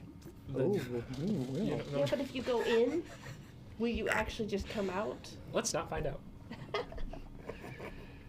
The answer Well, is I don't probably really actually wanna do that, yes, actually. which is wild. But Okay, so I grabbed the bag. Yes, you now have There's the bag. nothing else So in the whoever's room? keeping track of your stuff, you have a like a leathery kind of backpack, like a satchel looking thing. Sure. Yeah, make sure your inventory is updated appropriately. Leather bag thing noted. That fits 1 cloak and 4 vials. with some room left. Interesting question mark. Got it. It's bigger on Just- the inside. Magic Question mark? I know what it's called. So is there anything else of note in the room? Looking under the beds. Looking under the beds, you find like one like old crusty sock. Oh. And, Nice. there's, Really? There's like a couple shoes. I mean, it's just an old dirty sock. That's all. Yeah. Okay. Yeah. Yeah. Under a bed. Anyways, You forgot his Mert in the hallway. Does anything happen to those barrels other than just they're still bubbling and I keep hearing that thud Right against the now, side? they just seem to be sloshing around. Okay. But to get to this room, I mean, I'm basically standing in that crap on the floor. But are you standing in the Oh, crap? right. I'm floating above it. It's true. Good point.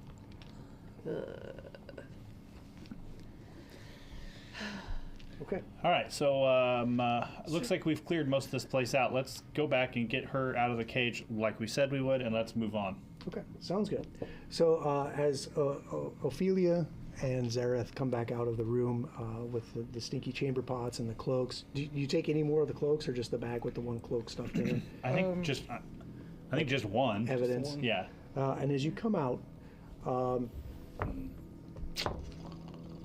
so Ophelia, you start heading back to the cage. Zareth, you're like hefting the bag, and you're like, this feels oddly like light, and maybe it throws your balance off, and you slip a little, and your foot kind of skids into that frothy gunk on the floor. And when that happens, you hear the sloshing in the vats become more agitated, like the slamming, the leathery slamming against the boards becomes more aggressive and more rapid, and then those vats burst open, and this horrible, moldy, rancid beer spills out and floods the floor Ugh. as 4 things plop out onto the floor, and we'll see what happens after the break. No. Damn it, man. you know what? I know what's gonna happen after break. What's that? Initiative. Yeah. Oh, well, yeah, probably. I mean, in theory, we could run. In theory, but we'd have to leave her. That's not true. It's not going to take me 10 minutes to unlock a gate. I'd just be like, hey, go this way. We're She's like, got don't shot. worry, we'll come back and make it safe. Run for your life! Oh my god! Well, what she got manacles? I mean, some might say she's safe in the cell. And some would say Pathfinder manacles are crazy. Yeah, This is true. it requires 10 minutes to unlock. Yeah, the restrained condition is what it is. Yeah. So anyway, yeah, that's what's happening. So we'll let everybody kind of go take a quick break. I'll hang out for a little bit, take a look at chat. I'll kind of put everybody in a tactical position where they said that they would be. Cool. I'll get everything set up for when you return, and then I'll take a quick step away, and then we'll get right back to it. So don't go anywhere. We're going to still hang out and talk. We're going to pull up chat, and if there's any questions or anything going on in the chat, We have some eyes on them, so we'll get some answers to you if that's the case. If not, if you have questions, now's a great time to pop them in there, and someone will let me know as I'm setting up, and we can talk. But in the meantime, thanks for tuning in tonight. If you have not already, please hit that follow button on Twitch, subscribe on YouTube. That we really appreciate that. It helps us get this out to more and more people. That's what we're trying to do here is to let everybody have the kind of fun we have talking about socks, and beer, and Lysander and Remy time and whatever else. It's Remy time. And aside from that, tune in tomorrow night at 6 o'clock Eastern on this very same channel. We have the Soul Severed campaign. It's a whole different campaign set in a whole different campaign setting. It's a homebrew world called Iota Dree. It's a production of our own GM, or we call her the Seer on that particular show. She has crafted this world with the help of the cast and some of the crew here even. This has been an ongoing love affair with this world for years and years, and they have crafted this setting to play in and have fun in and have this kind of creative process together in, and then now they're sharing it with you. So be sure to check that out. Tuesday at 6 Eastern. I'll be on Barnabas Brush's Wednesday at 5 Eastern. And PopCon. Yes, and we'll all be at PopCon in some form or other, and sometime or other. I know some of us are going to do the long haul and be there open to close, right? Right. Yeah. So someone will be in that room for Elite Encounters from open to close at that con. And that's a long time. So, take your vitamins. That's right. Others of us will have we'll come in from time to time to do various things and do various interactions. I'll be potentially setting up to do some painting in the room and talk about some the miniatures that we use. Almost all the miniatures here on this table have been painted as part of the Barnabas Brushes show for use in the Bloodlord show, with the exception of Mert. Jacob actually painted Mert, so I want to call that out because I think he did a great job, like bringing that ghost kind of form to life on that mini. So, but yeah, a lot of the terrain that we've used on the show, some of the monsters. Remind me I also have a dragon I painted up to give you guys for. To use for whenever you guys need a dragon. Love it. No. Because I happen to have a lot of... Jenny says, no. Well, I mean, it doesn't have to be a dragon. It could be like, you know, another winged reptilian creature that breathes fire and talks to you. It's a casualty, and someone in the chat is getting ready to run 2 different Pathfinder 2E campaigns. Oh, wow. Okay. At a homebrewed world. Very cool. Okay. So are both campaigns set in the same world, it sounds like, or are they 2 different homebrewed worlds? I think it's set in the same. Because that would be a lot of work to do two different worlds. Yeah. And once you have your world built, 2 different groups, same world. Gotcha. Awesome. That's amazing. Yeah, be sure to join the Discord, and you can always let us know how your stories are going, right? Sure. You can also, if you have any questions about... if you want to convert something from another particular system, we have something on Fridays. We do indeed. Is called Critical Knowledge, and it is on YouTube. Yep. And this guy right here, right over there, not sitting with me, the other one, has tons of knowledge, and you could ask him questions in our Discord if you come over there. For sure. And our seer and our GM over here.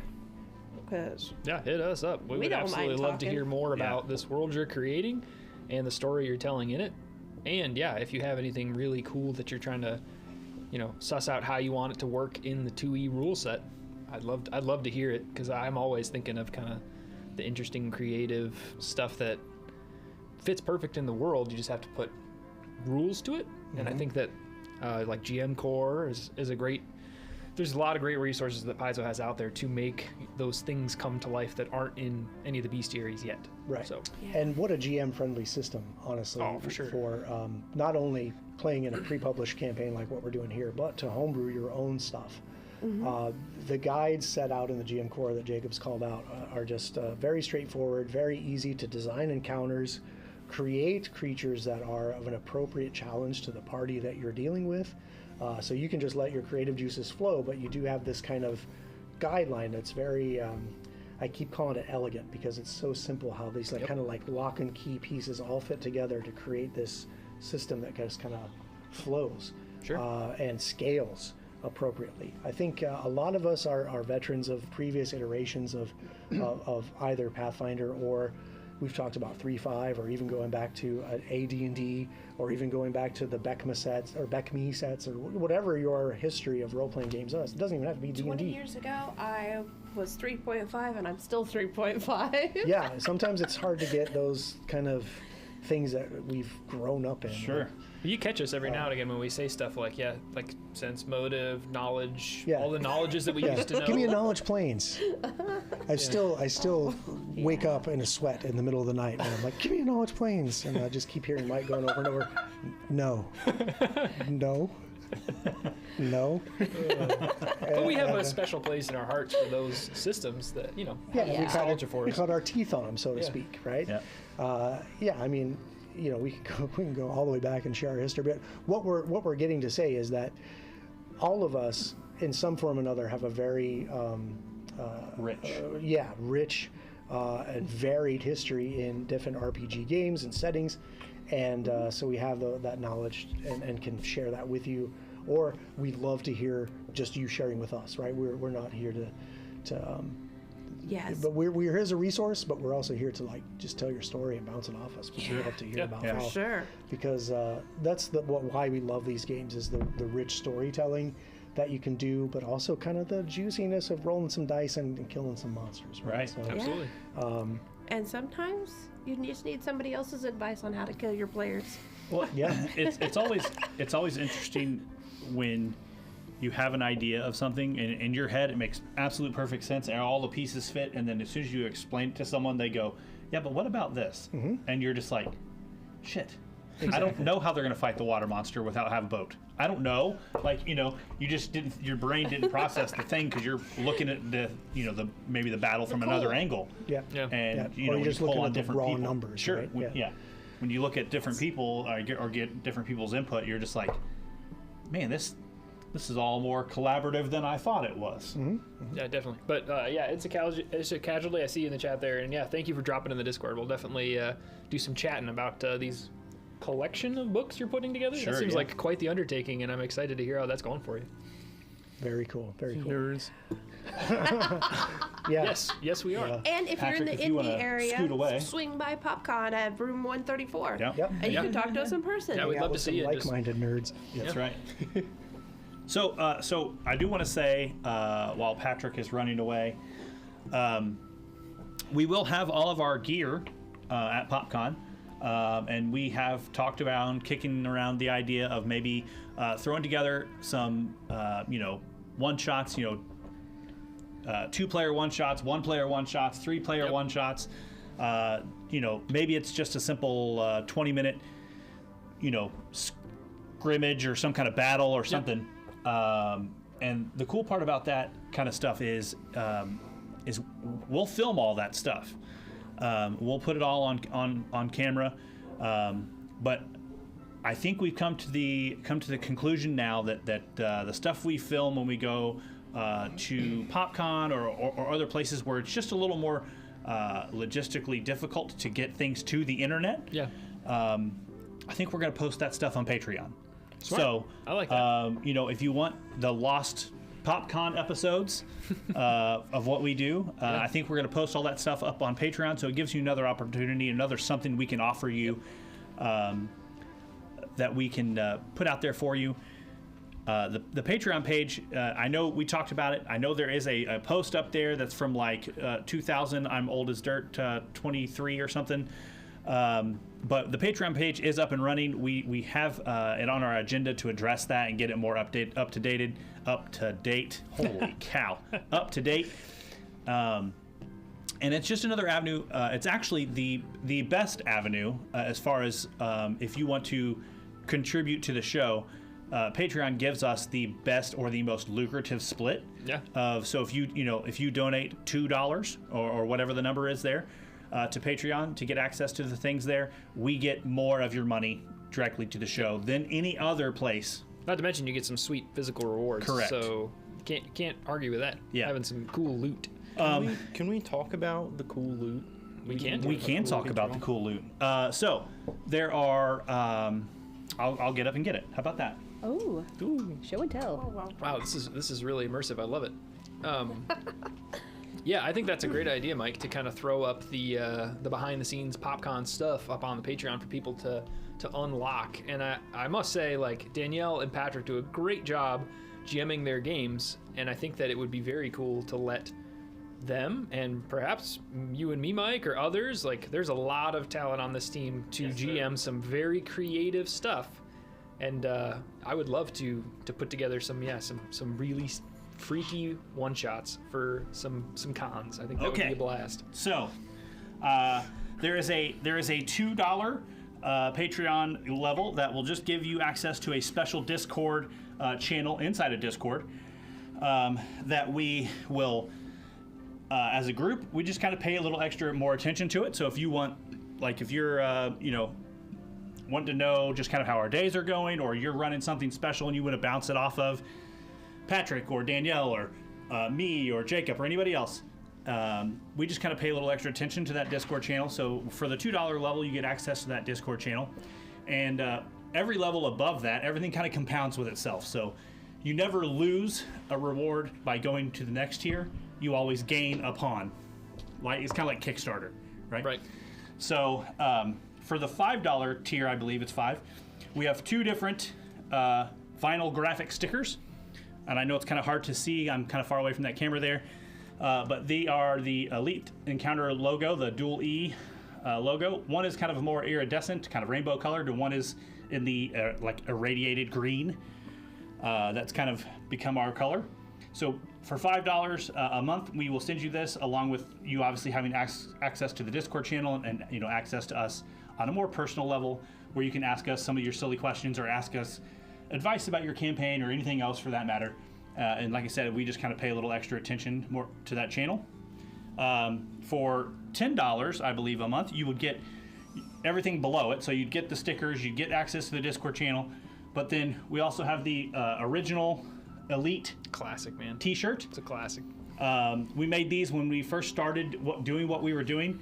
And there aren't very many of the original run left, but we will obviously make you an Elite shirt that just says Elite in the irradiated green on a black T-shirt, right? Super cool, super classic.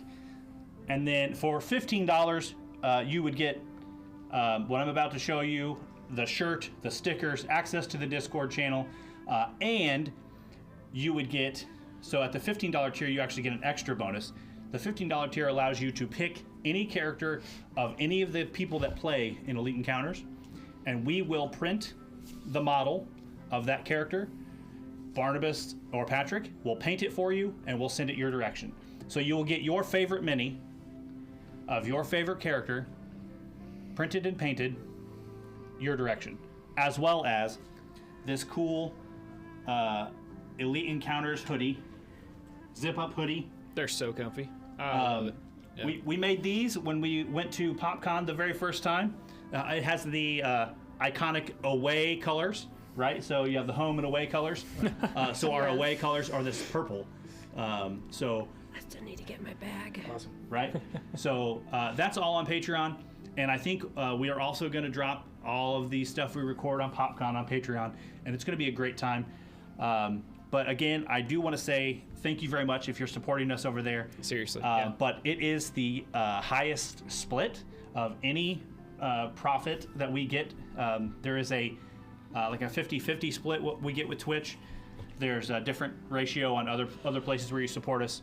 But on Patreon, we get a really, really good cut of that money. So if you're really looking to help support what we're doing, Patreon is that place. Yep.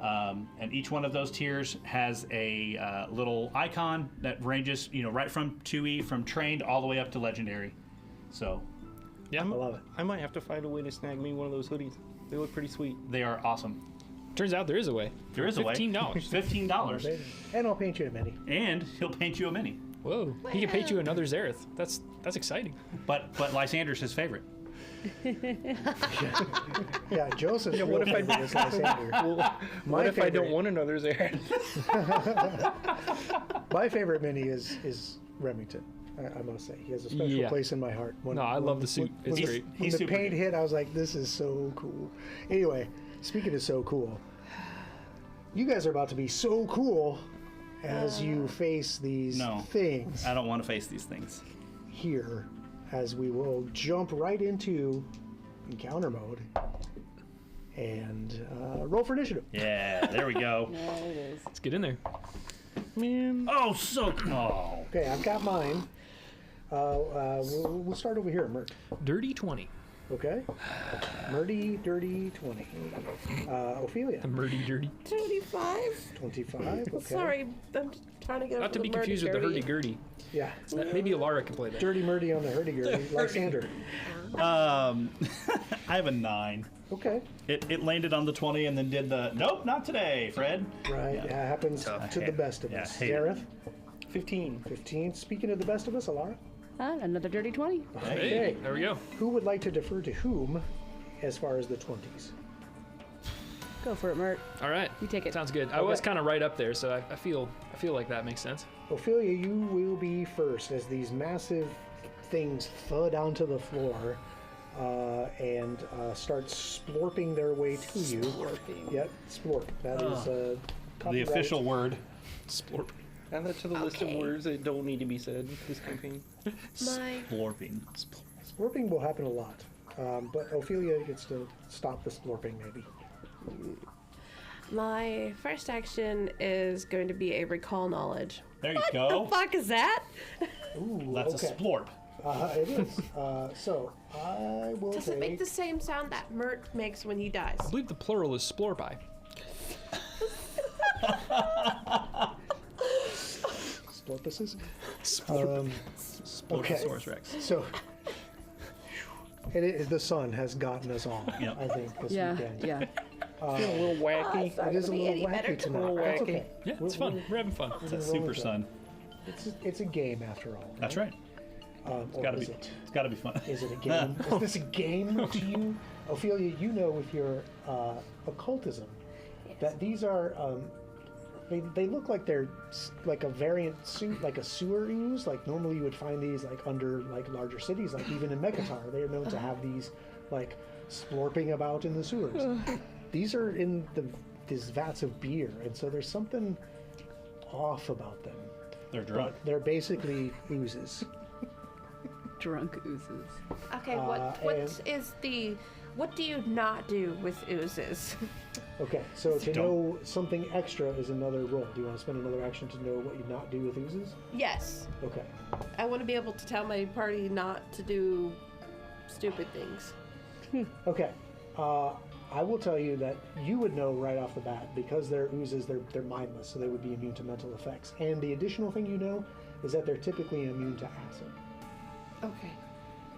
And my Yeah. last action, I'm going to move behind Mert towards Lysander. Okay. Run away! And You want to telling go them, past them? Do you have enough to? I think you have enough to move all the way past them. oh, I don't want to. No, in front of Alara is fine. Okay. Just behind Mert. Perfect. That seems like the Thanks. safe Gee, place. thanks. You're welcome. Good thing I got this hero point over here. Good thing It's indeed. it's an ooze. They're oozes. Don't So- use acid, and they are mindless. Okay. Okay, there you go, Mert. How about sudden charge? Get right up in there. I'll go right next to Zareth up there. Yep. Go ahead and give it a swing. Okay. How about a 21 with the scythe? Okay, a 21 is well over its armor class. However, these things are immune to critical hits. Understood. So you'll just hit it and do some damage. Yeah, most oozes are. How about 16 points of damage? Okay? And then I'll swing again. Cool. Ooh. 23. Yes. Swing again. A little more damage. Ooh, lots. Rolling It's gonna hot be on the things that can't be crit on. 17. Isn't that how that goes? Yeah. Yeah. Which is good given their horrible AC, but okay. How much 17 damage? I'm sorry? 17 more. 17. Gotcha. Wow. Okay, so you come up and just like cleave into this gelatinous mass of, and every time you do, it just kind of like sprays this kind of rancid, stale beer smell. I hate that. Yeah. Okay, that brings us to Alara. Ooh, wow, this is a moment I wish I had spell slots left. Oh dear. Yeah, I mean, because like I can take a nice haunting him cone through the entire party, or I can. Not again. I mean, you could move over maybe by Zareth and Yeah. get it in front of him, but Is there room behind? maybe in the corner, like right behind him to Yeah. I see what you're saying. the left there, Okay. and originated at that point, and then Sure. All right, what is our theory here? so I'm trying to get a cone at everybody but the party. yeah. So if she moves behind Zareth, but one towards you, is there a point on that square that she can originate a cone from and not hit Zareth? So this vat here is kind I of. can't see the vat. I can just okay. It is hard to see three-dimensionally, but on Yeah. the top down there is a vat there that would kind of block the line of effect. Yeah, okay. Don't climb in the vat then. Yeah. Yeah, you're welcome to. No, thank you. No, thank you. Did the vats not burst, though? They did burst open, but they're not completely. They're not like Right. collapsed. Yeah, these are like. I don't know if you've ever been in like a brewery or a distillery tour. These are like large, 10-foot tall, 10-foot wide. But like split. Yeah. Basically, It's just the kinda slats on the front end fell out more than yeah, they're not destroyed. Cool. Well, gosh, But, good point. so I guess I'm not moving. Okay. Guess I'm not doing that. Ooh. I always got courageous. got a good. I can do a nice courageous anthem for the team. Do love that. Okay. So that should get everybody. And I guess is there anything else to know? Sure. There's lots of things. recall to some know. knowledge. So every other question you ask is lores. a recall knowledge check. So we already know that they're oozes. We already know they are immune to acid and mental effects. That's what we got from our knowledge. It appears that they don't take any critical hits because those big sword swings aren't doing anything. Do you have occultism? Sure do. I would imagine as a bard you would. Okay.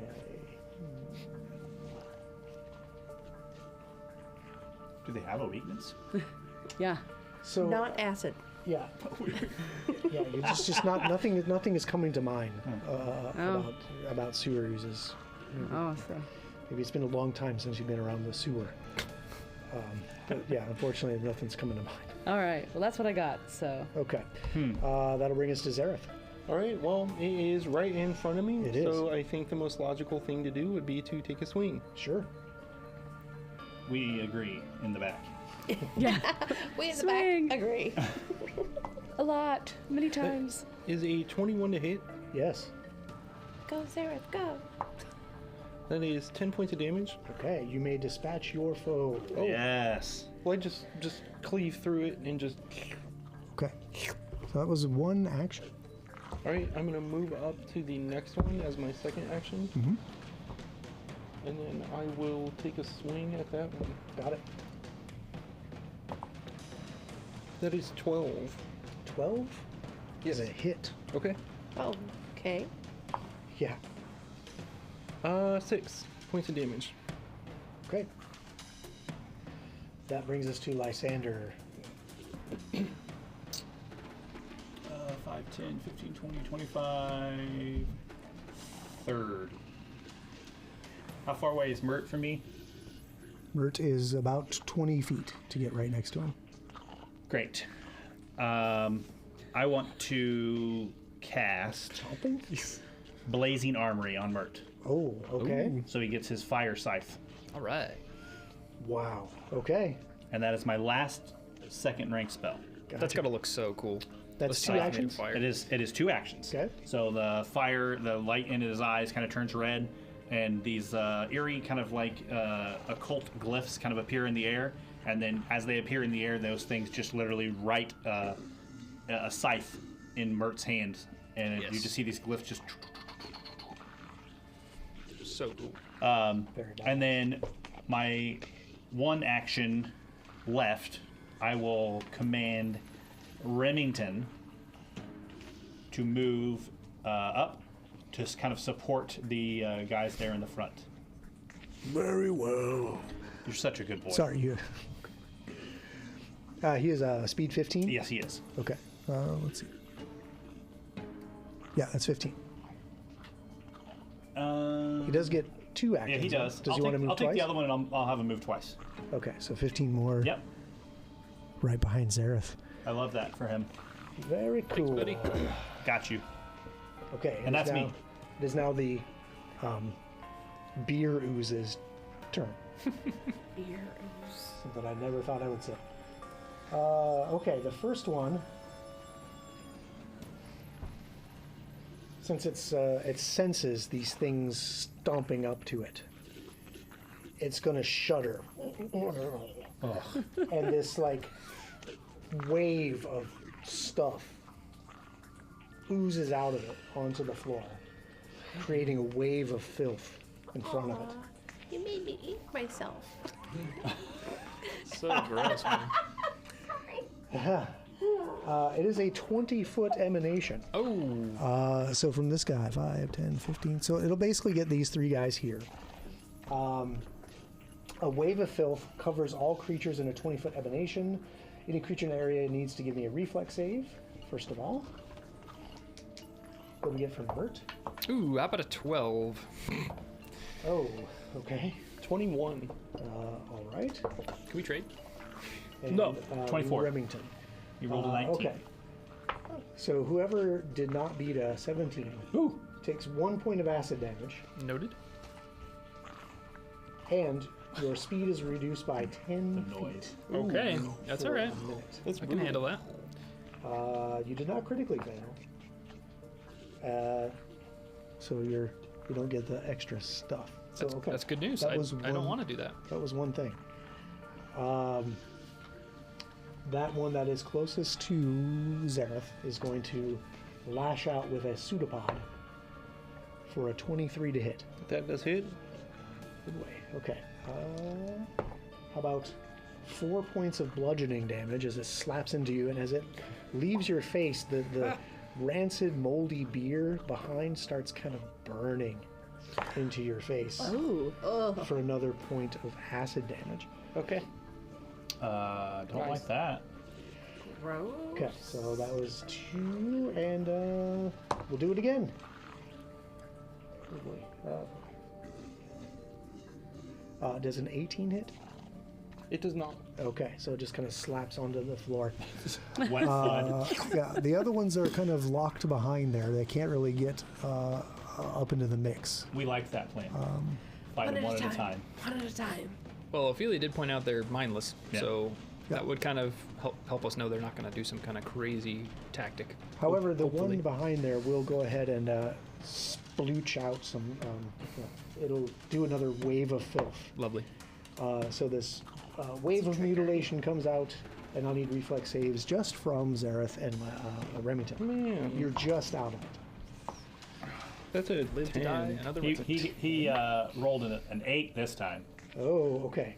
So nobody critically failed, but you both take 4 points of acid damage as this kind of like this wave of frothy, filthy beer burns over your feet.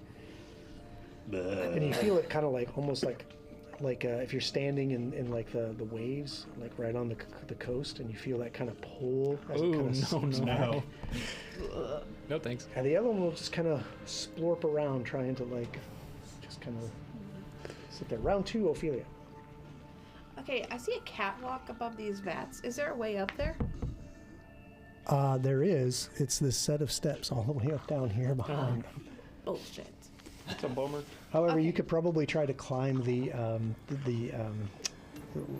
what do we call it? The stuff underneath it. You know, that's Scaffolding. the scaffolding. Yep. Thank you. Gee, I yes, I gotcha. told you, the sun. That's my excuse. But But you could try to climb the scaffolding if you want to get up there. No, thank you. Or Okay. run around the long way. You're like, they're doing it. Yeah, go over there by yourself. Everything over there. No, I mean, good. like around the outside the room, down the hallway, through the other room. There's still a Slurpy thing. Yeah. Yeah, don't go over there by yourself. Do you want to just delay and see how things develop? No. Okay. I'd like to get within 30 feet Oh, I of don't like that. Of 30 feet of who? the Slurpy, red Slurpy. The first one? Okay, let's see here. It's 5. So really, yeah, you could probably do so in just a step, because that would give you 10, 20, 30. Fantastic. I'm going to cast Phase Bolt. Oh, here we go. Okay. Such a good spell for It this, man. is, yeah. So yeah, even though there's things standing in front of it, Phase Bolt doesn't care. It just phases in and out of existence in the material plane, right through the cover, right into the creature you're targeting. Mine are very shadowy as they leave my hands. Yeah, love it. I Do they trail like this little like wispy, shadowy? Probably much like Tracer that. behind it. Much like that eye thing we found. Yeah. Yeah. Okay. 17. Hits. Let me do my 44 Okay. piercing damage. All right. Oh, my dice left me. That's good. Well, that's good. 11 points of damage. Oh, okay. That's real good. All right. So a step up, and is that a 2 action? It is. All right. That'll bring us to Mert. Can I step up next to Zareth there? I mean, I guess stride up, but you catch my meaning. Yeah, you can up get there? into that space there between the Zareth and the door. Sounds good. I'm moving up and I'm starting to start swinging on him with Right up this on now red. flaming scythe. Yeah. This is gonna be horrible. It's going to be fantastic. Yeah. 17. Got him. Okay. You're quickly learning that these are very easy to hit. Yes. They're just very resilient and immune to almost everything. Okay. Slurpy's going to take damage. 20 points of damage. I'm sorry. How much? 20. Okay. Yeah, you just cleave like this massive gouge through it, and it's bubbling up, but it's still clinging to whatever kind of life this is. Sure. Barely. Yeah. Like hear Maybe. it like boiling with that flaming scythe. Oh against yeah, the- it's like a sizzle as it kind of like, oh, what a smell. That's gotta be. Like cauterizes as it goes. Ugh. All right. Swing again. Sometimes you just write your own future. So yeah, it's gonna be 17 again, actually. Okay. Yes. Yes. It hasn't Yes. changed since the last hit. Okay, cool. 13 points of damage. Okay, you may dispatch that foe. Okay. Yeah, just basically continue to just slice it in these big sweeping strokes with the scythe. Okay, just sizzling the beer. Yeah. And that brings us to Alara. Oh, well, we don't. The other two are still kind of trapped, right? Well, they have just cleared a space as Okay. these things kind of like So now, okay. shudder and collapse and kind of like spread out in this, Okay. Goop. yeah, sort of fluid. Well, I'm still not gonna run. It's not like I'm gonna run up there and find a cone anyway. So yeah. So I will just. I will. Yeah, Could okay. occupy. Well, There's nowhere to go, is there? I was like, there's I nowhere don't to know. go. I don't know. There is places to go, but you don't want to be in front of the Right. front line. Exactly. Yeah. That and that. Yeah, and it is going to start to become difficult terrain as you're like walking, but not for you as a ghost. I got to remember these little things with the ghost. No difficult terrain for you guys. Woohoo! All right. Well, then I'm just gonna. Let's see. Lysa, you're next, right? I should be pretty close. Okay. You know what? I'll throw a guidance on you. I love that for me. Okay, I'll make that mark. up next is Zareth. That was a good guess, but Zareth is next. All right, we have our own little groups going on, right? There's the front group, and then we're the back group. Yeah, as you do. I'm gonna stride up to the next slime. Okay, so yeah, it'll take you 20 feet of movement because you're kind of now moving through this difficult slimy mass. Sure. Okay, but you can get there, no problem. Take a swing. Fine, That is 12 to hit. that's a hit. Okay. Sir AC a 10? 5 points of damage. Okay, you got 5, and you got one lower more than action. 12. So it was. Oh yeah, I do. I'm gonna raise my shield. Okay, he raised his shield, Lysander. Okay. I will move to where I'm within 60 feet of the orange sploot or the yellow sploot. You are currently within 50 feet already. Oh, great! Then I won't do that. Then Then I'll just stay right here. with the difficult terrain, Ugh. can Remy get within 10 feet?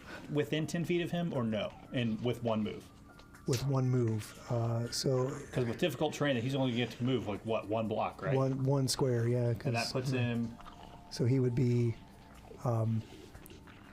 He'd If be he like moves up 15 one, away, he's right? 15 feet away. Yeah. Okay, so he won't move. Okay. I will take a 2-action needle darts at the thing Okay. as I reach up on my jacket and crush the ring that's there and open my glove and a la Magneto style. All the shrapnel just shoots out of my glove down the hallway. Yep. File and rotate. That's a 12. That's a 12. Yep. That's a hit. I cannot believe Yes. that. Ugh, Hey, take it. Take what you can get. I don't want that one. They do have quite a hefty health pool for Yeah. sure.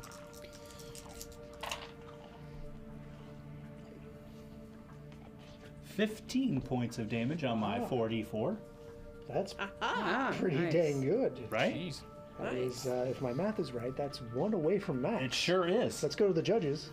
Yeah. Okay. 10. Okay. That's Add 10 Lysander. more That damage. is, I 2-action needle darts. My 1 action left. Yeah. I'm just gonna put protect companion on Remy. Okay. Good deal. All right. That brings us to the oozes. This one, Yellow Sloopy.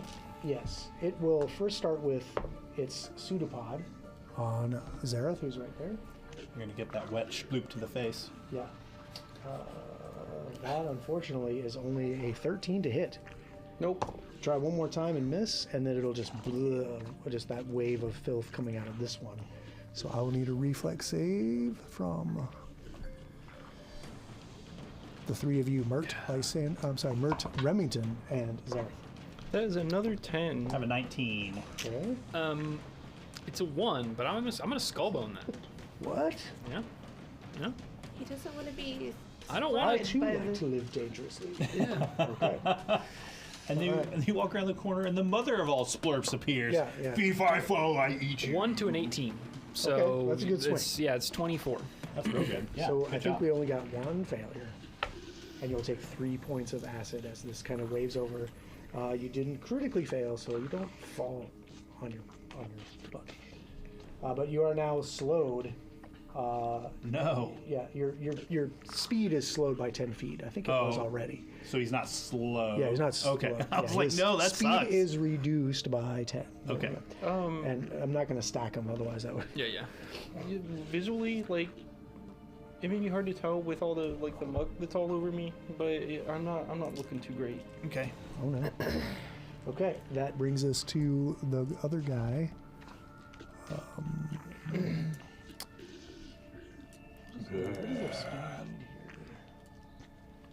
Ooh, really? That's ooh.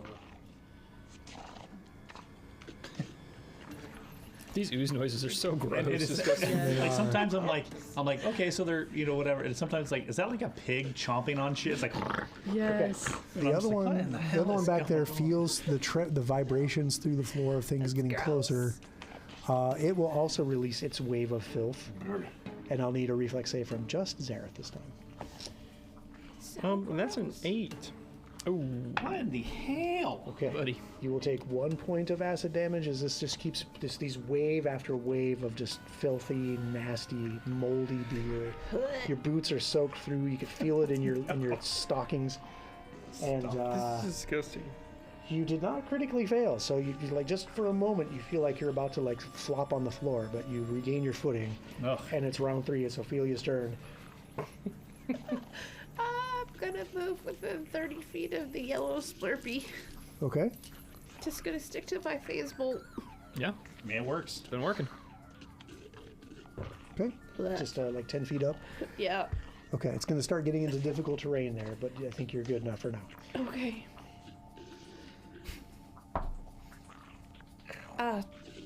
Dirty 20. Okay, that's gonna hit on the yellow Slurpee. It's the wet suction noise for me that's just not. All bad. Yeah, this is kind of like 10. 10 points of damage. Okay, Yes. That's real good. that's great. Okay, so that's now it brings us to Mert. Step up, float up, I guess you could say. Sure. And yeah, start continuing to swing with this flaming scythe. That's a 25. Yeah. Yep, Kill it with fire. Oh, he's about to. keep that in the bin. That's gonna be 19 points of damage. Very good. Okay. Very good. And not to sound like a broken record, but you can dispatch your foe. Okay. Yellow Slurpee. Yeah, just continuing to hack them into pieces of this like sizzling that takes place as I do that. Okay. I Yellow love it. Slurpee. In my mind, I just see, like, I see it just for effect. He just like slows down as he's going through it. He's just like, like you're like Yeah. This searing up like the lightsaber through the door. Like he's just like I am gonna move whatever the heck a lightsaber up is. next to it, but to the left of it there, in that space to kind of like make some room. That would be right there. It's kind of taking these 4 squares Oh, here. I see. Yeah, that's fine. As long as there's room for Zareth to come up with me. There will be. There, However, he's he's gonna come moving up through with you. difficult terrain and he's reduced his speed by 10. Sure. Okay. Sarah, It is now you Alara's turn. shit. Yeah, Alara, let's see. I'm close.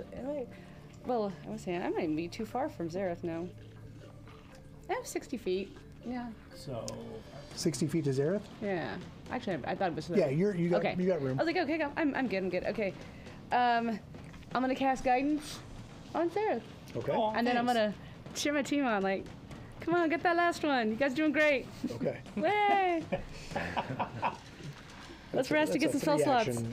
yeah. For this team. Okay, that brings us to Zareth, who is now cheered on and has guidance. Yep. My spirits are uplifted. Okay. And so I'm slowed and it's difficult terrain. So how much movement? So per your action? speed is reduced by 10, right? So I think you're at 25. So now your speed's 15. Okay. And it costs you 10 feet of movement per square to move one through here. move- one- So you one get one square every one action. You're just square. like, oh, That sucks so bad. I know. Well, I guess I'll move 3 squares in. It's just like, Like Can you- Chasing it down. just like sludging through there. yeah, yeah. Like, Get back here and finish me off. Like hiking through muck. Oh, Yeah. I hate it. Ugh. All right, that'll bring us to Lysander. If I move up to where the difficult, goddamn, if I move up to where the difficult terrain starts, what is the distance between me and that Splurpee? If you get just right there behind, Ophelia. well, actually, behind Remington, Uh huh. you would to Zareth have. Let's see, what is it? It's about 30 feet to Zareth, Oh, okay. I'll move up there. and the difficult terrain starts at Remington. Yep. Basically. I won't go any further. Okay. And because Zareth is within 30 feet of me, This is like the I know, rudest right? lunch date ever. I will nudge the scales and I will heal him. Okay. Nudging the scales Yep. to heal him. Yep. Now, when you nudge the scales, do you get So to pick? it says that I.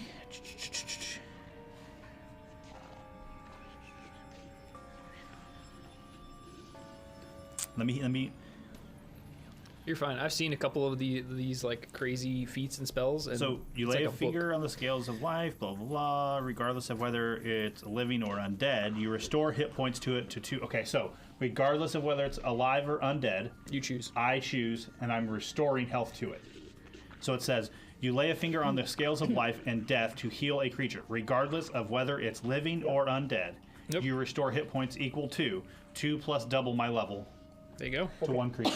So it basically allows you to push Yep. the energies of vitality and Yep. void against each other Yeah, to nudge the scales in favor of one or the other. right. Okay, so go ahead and use that So- vitality to heal him. I am going to point my finger like I always do, and the whole like under part of my arm kind of dissolves as I become Cursebound 1, as I heal you back for 8 hit points. 8 hit points. 8 hit points. Great, thank you. Very And cool. my arm is kind of shaking. So that's 2 actions. 1 to move, 1 to nudge the scales. Okay, yeah. And then as I kind of in this diminished, kind of weakened state, I will cast shield on myself. So that irradiated green, kind of sickly smoke kind of surrounds him and then detaches and floats in front of Lysander. Yeah. Ew, that brings us to the very last of the Slurpees. beer uses. Slurpees, yeah. Slurpees. Exploodles. It's National Slurpee Day. Yeah. Yes. Now an electric raspberry flavor. Okay. That one's white, so it's a mystery flavor. Yeah, that's a mystery flavor. Okay. So we'll just It's black randomly cherry, select. guys. That's really what mystery is. Yeah. Zareth, do you want even or odd? I don't know which one works better for me. Even. I'll do even. Okay. It is even. So it did not work better for you as the pseudopod lashes out at you. And Sorry. It's not great. fine. It's only a 15 to hit. No, it does Okay. not. Pseudopod number 2 misses, and pseudopod number 3, because it's already done its filthy wave, and it only gets to do that once an hour. That's a filthy wave. Yeah, this one, however, is an 18 to hit. Nope. Okay, All right. an amazing round from the final ooze who waited all this time to suck Ophelia.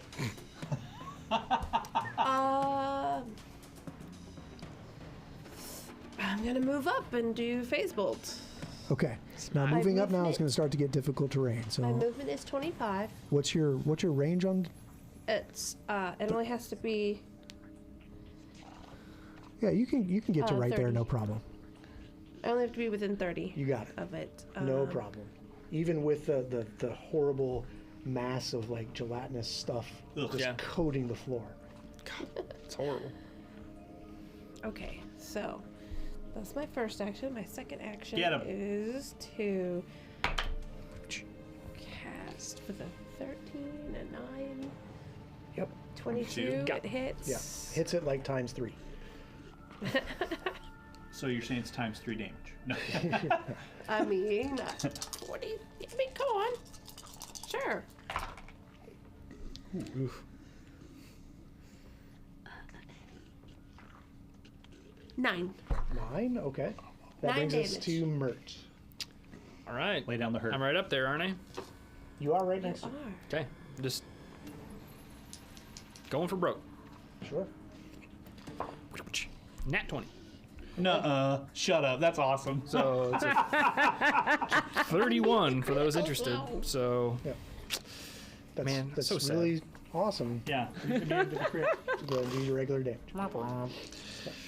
but near max. So that's gonna be 24 points of damage. Oh, wow. Okay. It's hanging on by just a tiny splurp. Well, get ready. Here comes the last. I'm aiming for the last splurt. Here comes the pain. You know, this actually might miss. It's gonna be 9. It does not, in fact, miss. What? Whoa. Okay. Well, these things. Phew. Yeah. Good night. The fun is in the filthy wave. Yeah. Yes.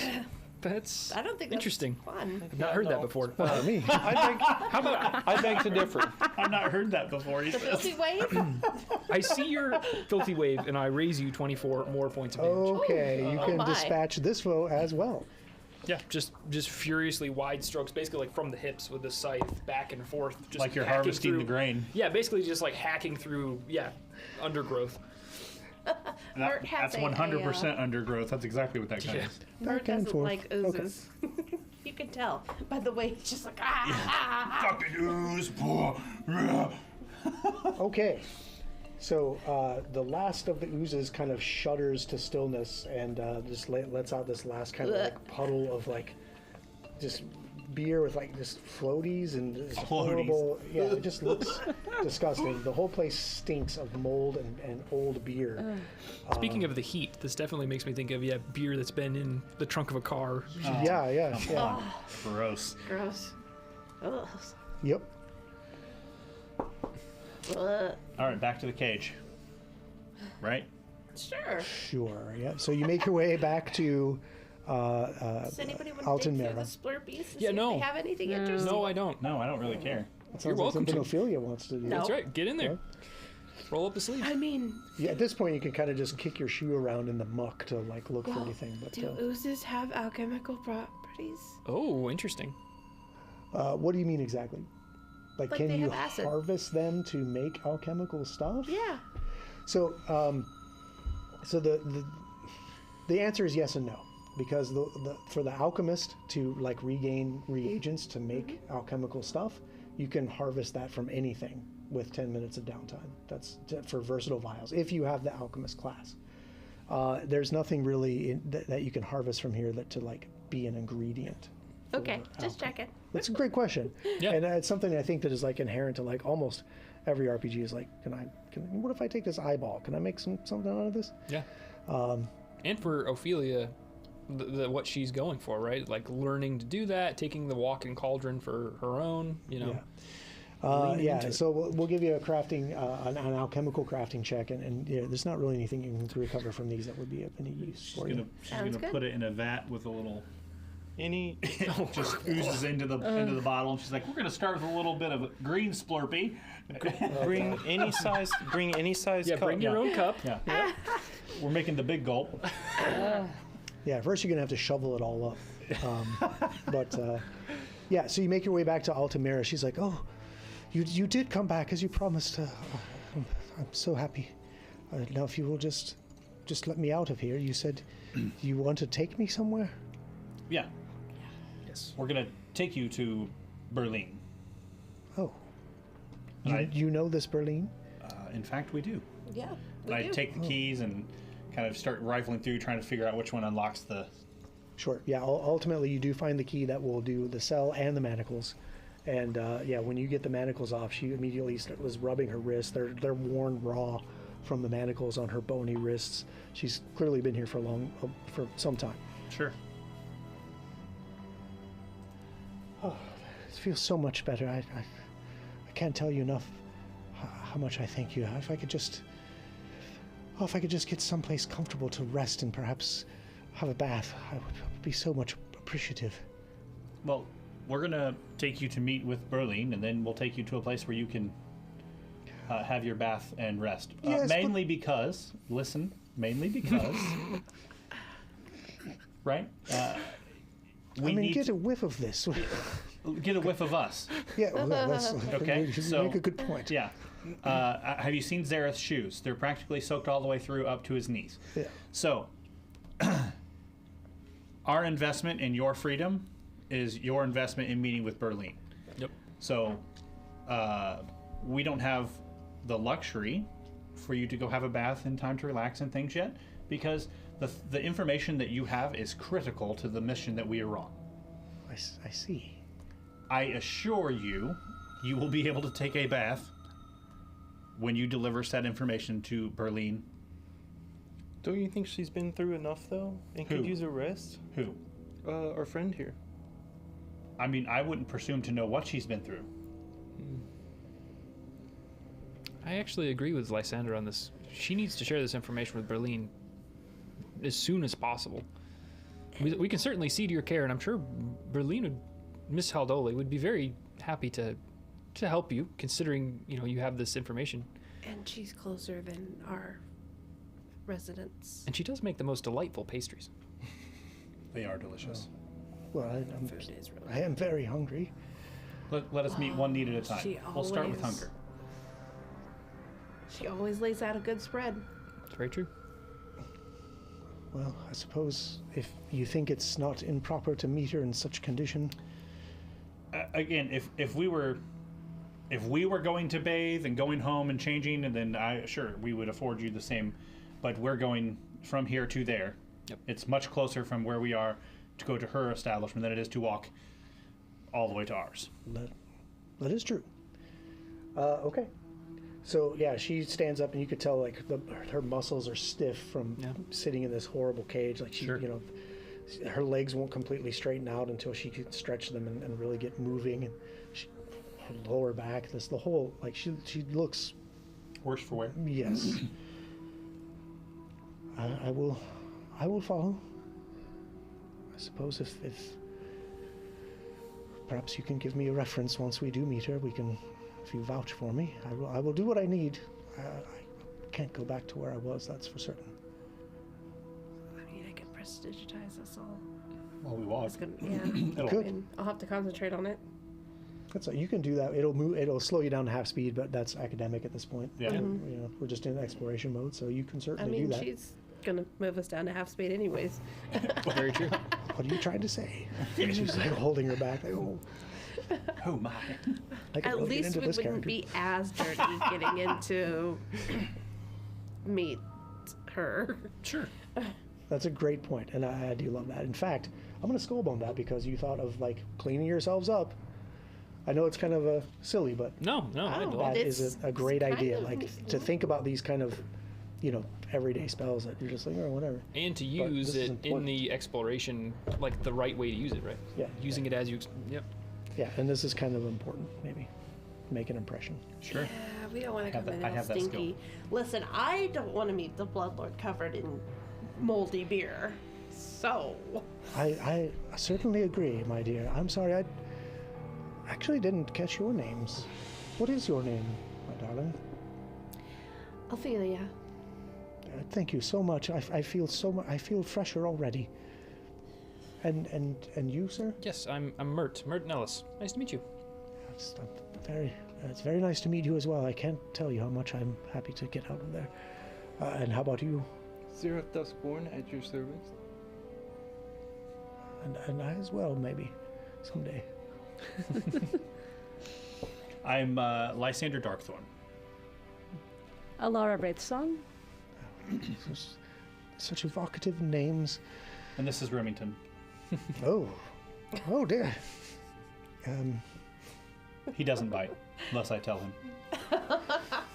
That's good. She kind of like casually sidles closer to Ophelia. Well, I feel better now. And as you're walking through the streets of Great Urge, you make your way to Haldoli's Manor. You're greeted again, as usual, by the gate guard, the mummy gate guard. He's like, you guys never show up on the list. But they're starting to get to, like, they understand that you have this kind of freedom to come without appointment because you're on these kind of special requests at the behest of... From the mistress. Exactly. So the zombie brutes that are manning the gate lurch and pull the gate open. The path opens before you. Murk comes down to meet you as usual. And who is this you bring now? Her name is Alton Mera, and she holds vital information for Miss Haldoli. I see. Please come in. I will notify her of your presence.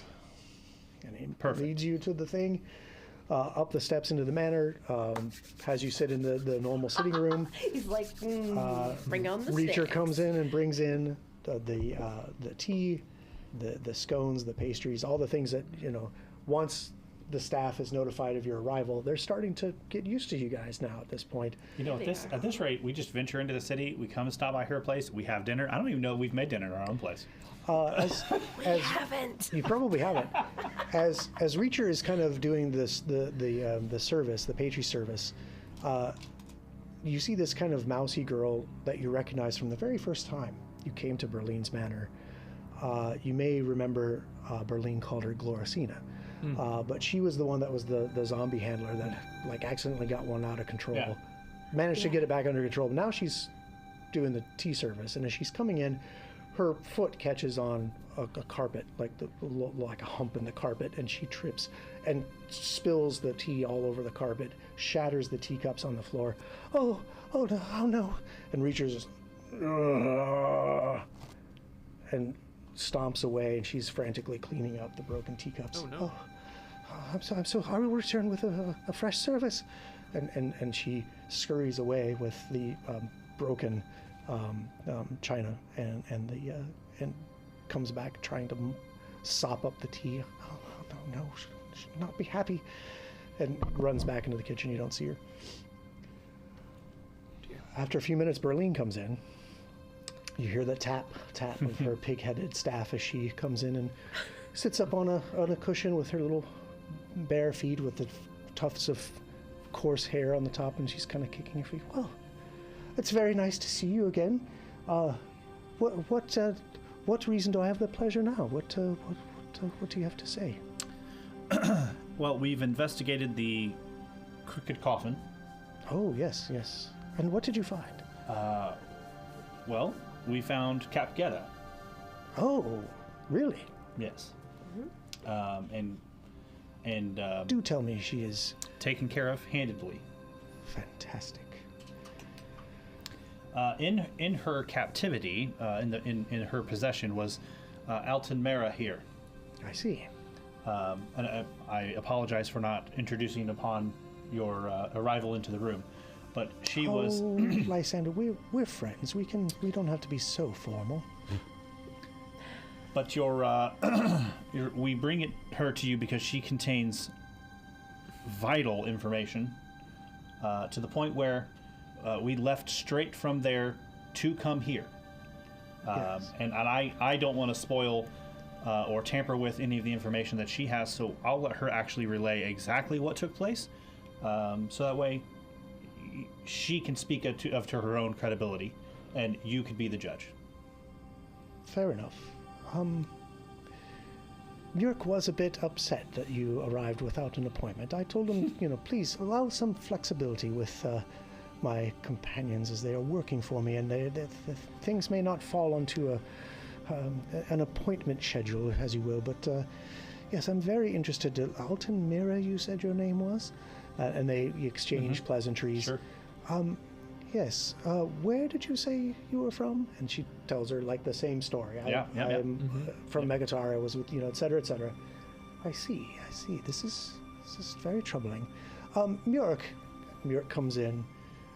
Please escort Altamira to my office. She has some information that we would like to learn from her, and I think we would like to make her comfortable, and we'll make sure that we get what we need to, and then we'll be sure to reward her. Yes, mistress. Please, if you would follow me.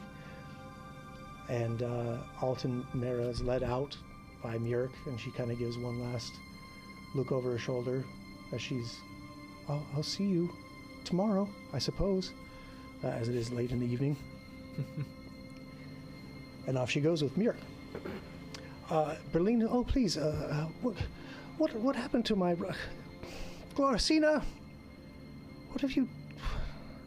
And Glorcina, profusely apologizing. I'm sorry. Yes, this is very upsetting. Please. Go away and take care of this later. I need to speak with my friends. So she settles back in, and she, fills her tea and is nibbling on a scone, and is very excited about what you've learned. And she says that she has secured an appointment with Governor Seven Stomachs. And Governor Seven Stomachs. yes, and she tells you, I think with Lord Greydirge, you would know where the governor's mansion is, where the governmental offices are here, and she tells you to meet her there at nightfall in 2 days' time for a dinner with the governor. Please expect to present yourselves well and to be on good behavior. Governor Seven Stomachs and I get along quite well, but sometimes we maybe butt heads from time to time on who's really in charge here. But he does have his duties and his place, so we will mind our P's and Q's, as they say.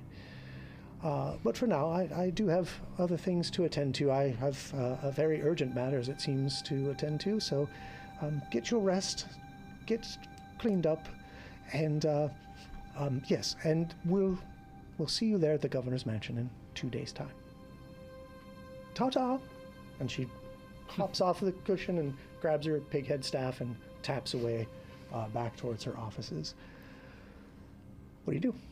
I grab like 3 of these scones off this silver tray, and I'm eating one while holding 2 more, and I will, as I'm walking, like, I don't know,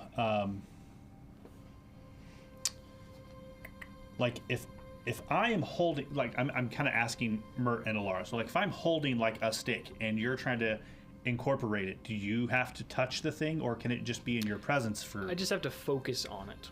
So I don't think I can't be in my hands because Sure, I right. can't incorporate it. I can't be in my hands until I incorporate it. So I just have to focus on it. So yeah, I think if you're like holding Yeah, something. so I'm going to take the extra 2 scones that I picked up, because the meeting was kind of quick, but I'm going to walk with them out so they could incorporate them while we're leaving, so they could have some scones. Oh, that's very kind. Thank you, Lysander. That's so nice of you.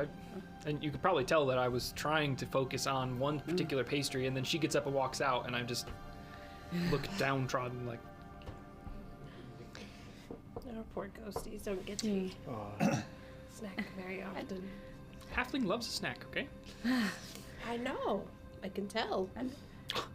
All right, so Dare you make your Not way. you. Where do you want to go now? Are you heading back home to what is it again? Bloodstone Manor. Bloodstone Manor. So manner. To get cleaned up, have Yep. a couple days of rest. You could finish kind of going through any of the items that you found. Yeah, and certainly we can- some errands if we need to offload some stuff or whatever. If Yeah. if I see that, so as we're heading, we're heading out of the hour out of town, right? Because we're. Yeah, it's an hour out of town. Yeah. Man, we should invest in a I'm just saying we need something, moving sidewalk or something. But This is a Starfinder. The walkway is coming to an end. right, please stand clear of the door. As we're walking out of town, are there like other farms or things that are in the area as we're leaving town? Because I don't ever remember getting a good kind of like. Realistically, I am just. I think on this specific trip home, Lysander is paying more attention to like what's around us. what's around, Like the because lay of the land sort of thing. because he's kind of getting to the point where, like this almost feels like this could become home. So now this stuff kind of feels like it could start to become important to him. So I'm more looking around and trying to figure out things than before, where it was just very mechanical, to the place, from the place, to the place, from the place. Sure. So there is a kind of a town map that is both in the front cover of my book here, and it's also in the player's guide that gives you the layout of Great Urge, the major kind of neighborhoods and districts. Haldoli's Manor is at the very south end along a wall. She has like this whole kind of estate set up on the south end. And that walled estate is right next to the southern gates that will lead out towards that gray wasteland area. Your manor is, an hour south along that line of road there. Okay. So there's not really a lot of things you'll pass except those kind of cluster of homes that are mostly like quick as you leave. Okay. Most of the farmland is going to be kind of a little bit farther outside, kind of to the north. Sure. Like I said, it's just something that I think at this point in the progression with Lysander, he would be like, okay, like. So our The daily neighbors commute. are quite a while. Right. Huh? So we don't actually have like neighbors. Yeah. There's no HOA or anything. Score. Yeah. No cutting the Enjoy grass. it. No cutting the grass in 100-degree weather. Yeah, the nasty pool doesn't even have closing hours on it in our front yard. Yeah, that's right. Yeah. Is that a permanent structure? Did you get a permit for that? That's right. Okay, so you make your way back to the manor, and as Yeah. you're going through, it is kind of lonely and off on its own out there. Sure. Which may be to your benefit. I don't know. Right. But, It could be. Interesting question, but It's as these things fucking move on and you're right. starting to feel more at home, we'll definitely dive into more of Great Urge like that. You get back to the manor, and it is nighttime. You're beat up. And we can kind of jump forward in time a little bit. A lot of the things that we'll talk about in this couple days, like I know we said, Mert might go into town and offload things, and we might even procure the switch of the striking room, depending Yeah. on. Yeah, we'll take some time to do that. Yeah, but we can probably handle that stuff off air. For sure. But I will say, just to kind of cue the audience in on some of the cool things that you have found, as you maybe spending some of this time to identify these items. That backpack or bag that Zareth we absconded need to with enter that. was in fact a spacious pouch, Yep. level 1. Yes. Well, Type 1, I got you. Type 1, yeah. We forgot to give her the cloak. Oh well, we'll definitely give it We to have her. more time with her. Honestly, that would be quite the move during the governor's meeting to just see Yep. this. I like Okay. This is what you're allowed in your town. it. Genius. Okay. Sorry. So, Zareth, with your Lord Greydirge, and most of you are new to town, or have, if you ever did live here, you may not even remember. It's been so long. The two of you from Mekatar, so you may not even be familiar, but the governor of Greydirge is, let me make sure I'm saying this right, because, 7 stomachs. yeah, so that is his, he is something known as a ghast. Right? Ooh. So he's a very specific type of ghoul, and his name is Tafgekta, 7 stomachs. And yeah, he is the current governor of Greydirge, and yeah, he is. He's been governor for about 10 years or so, and he knows that he has a problem with his smell. And so he profusely applies oils to his body to try and cover it up. So being in his presence is like a melange of rotting corpse and colognes. So France in the 1600s. Okay, Got it. wow. All right. Sorry for all the French listeners. From the 1500s. Yeah. Yeah, they were still, hanging out. They're and still watching. around. Please like and follow, subscribe. We still do. All of you. Anyway, Used perfumes in the. that's cover. correct. No, yes. yeah. Sorry, it's Yeah. historically correct. That Yeah, is totally with you. absolutely correct. Yeah, and I think you got a bath maybe once or twice a year. That's why in weddings you would carry a bouquet of flowers up to the altar because you stank. Anyway, Stanky girl. Tune in next so time. that's what you know. Yes, welcome to so- Elite Encounters in your history lesson. So, Zareth, given with your intimate knowledge of the city,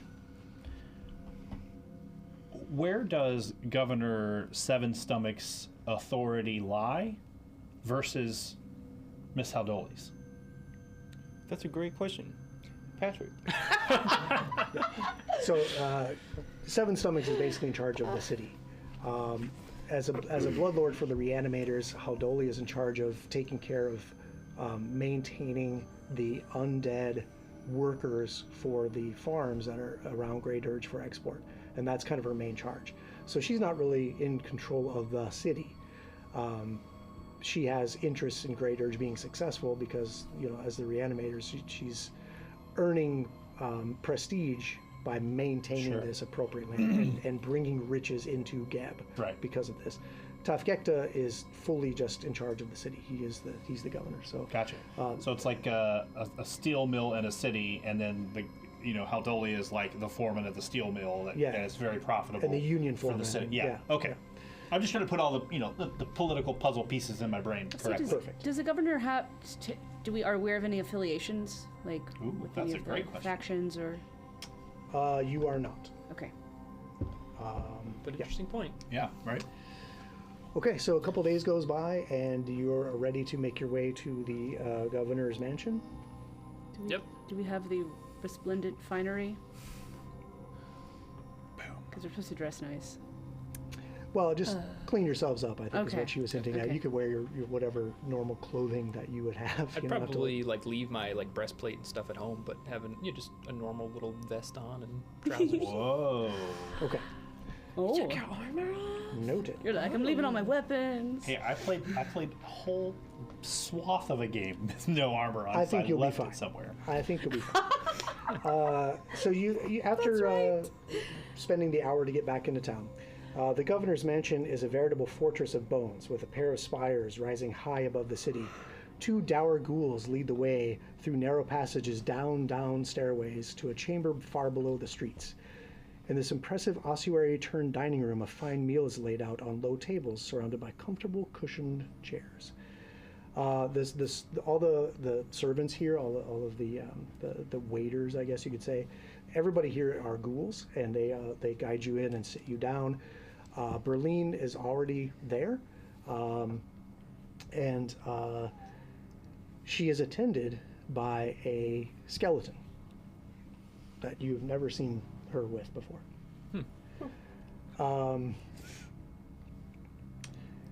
As things are laid out, some of the meal actually consists of some of Berlin's specialties that you recognize. So it's clear that she has participated in the cooking. You know that she has a culinary interest and loves to participate in dinners.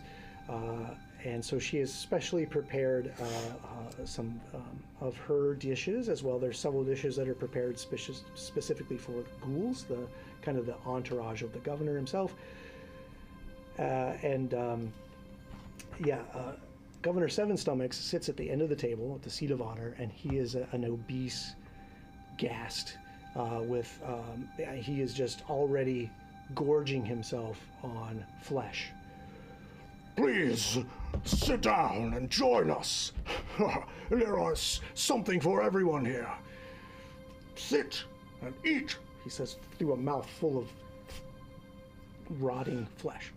And his big black tongue lolls out and like licks stuff off of his a very large chin, slaps it in his mouth. It's like a wiper blade.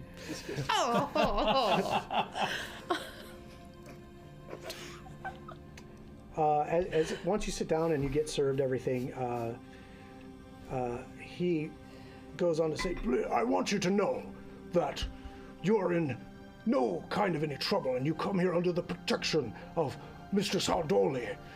But I would like to know what has been going on in my city.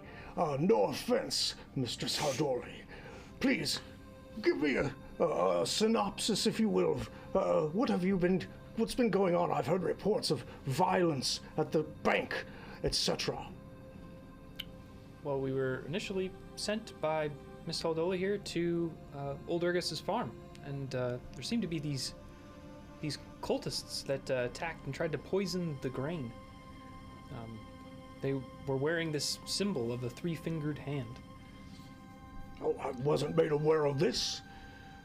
What symbol do you speak of? And I'll reach into the bag and pull out the cloak. And what happened at the farm? Well, after it seemed that the zombies had gone out of control. Yeah. Mr. Saldoli's cousin was unfortunately a casualty of this lack of control. Terrible. My condolences.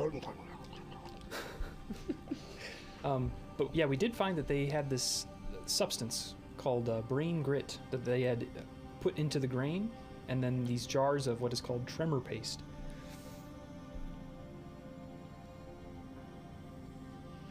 This is unsettling. My city cannot be held accountable and liable for poisoning of food supplies. What else have you done? He grabs another hunk of just flesh. Like it looked like it could be a turkey leg, but it's clearly not from a turkey. Oh, okay. After we got control of the farm again, we went to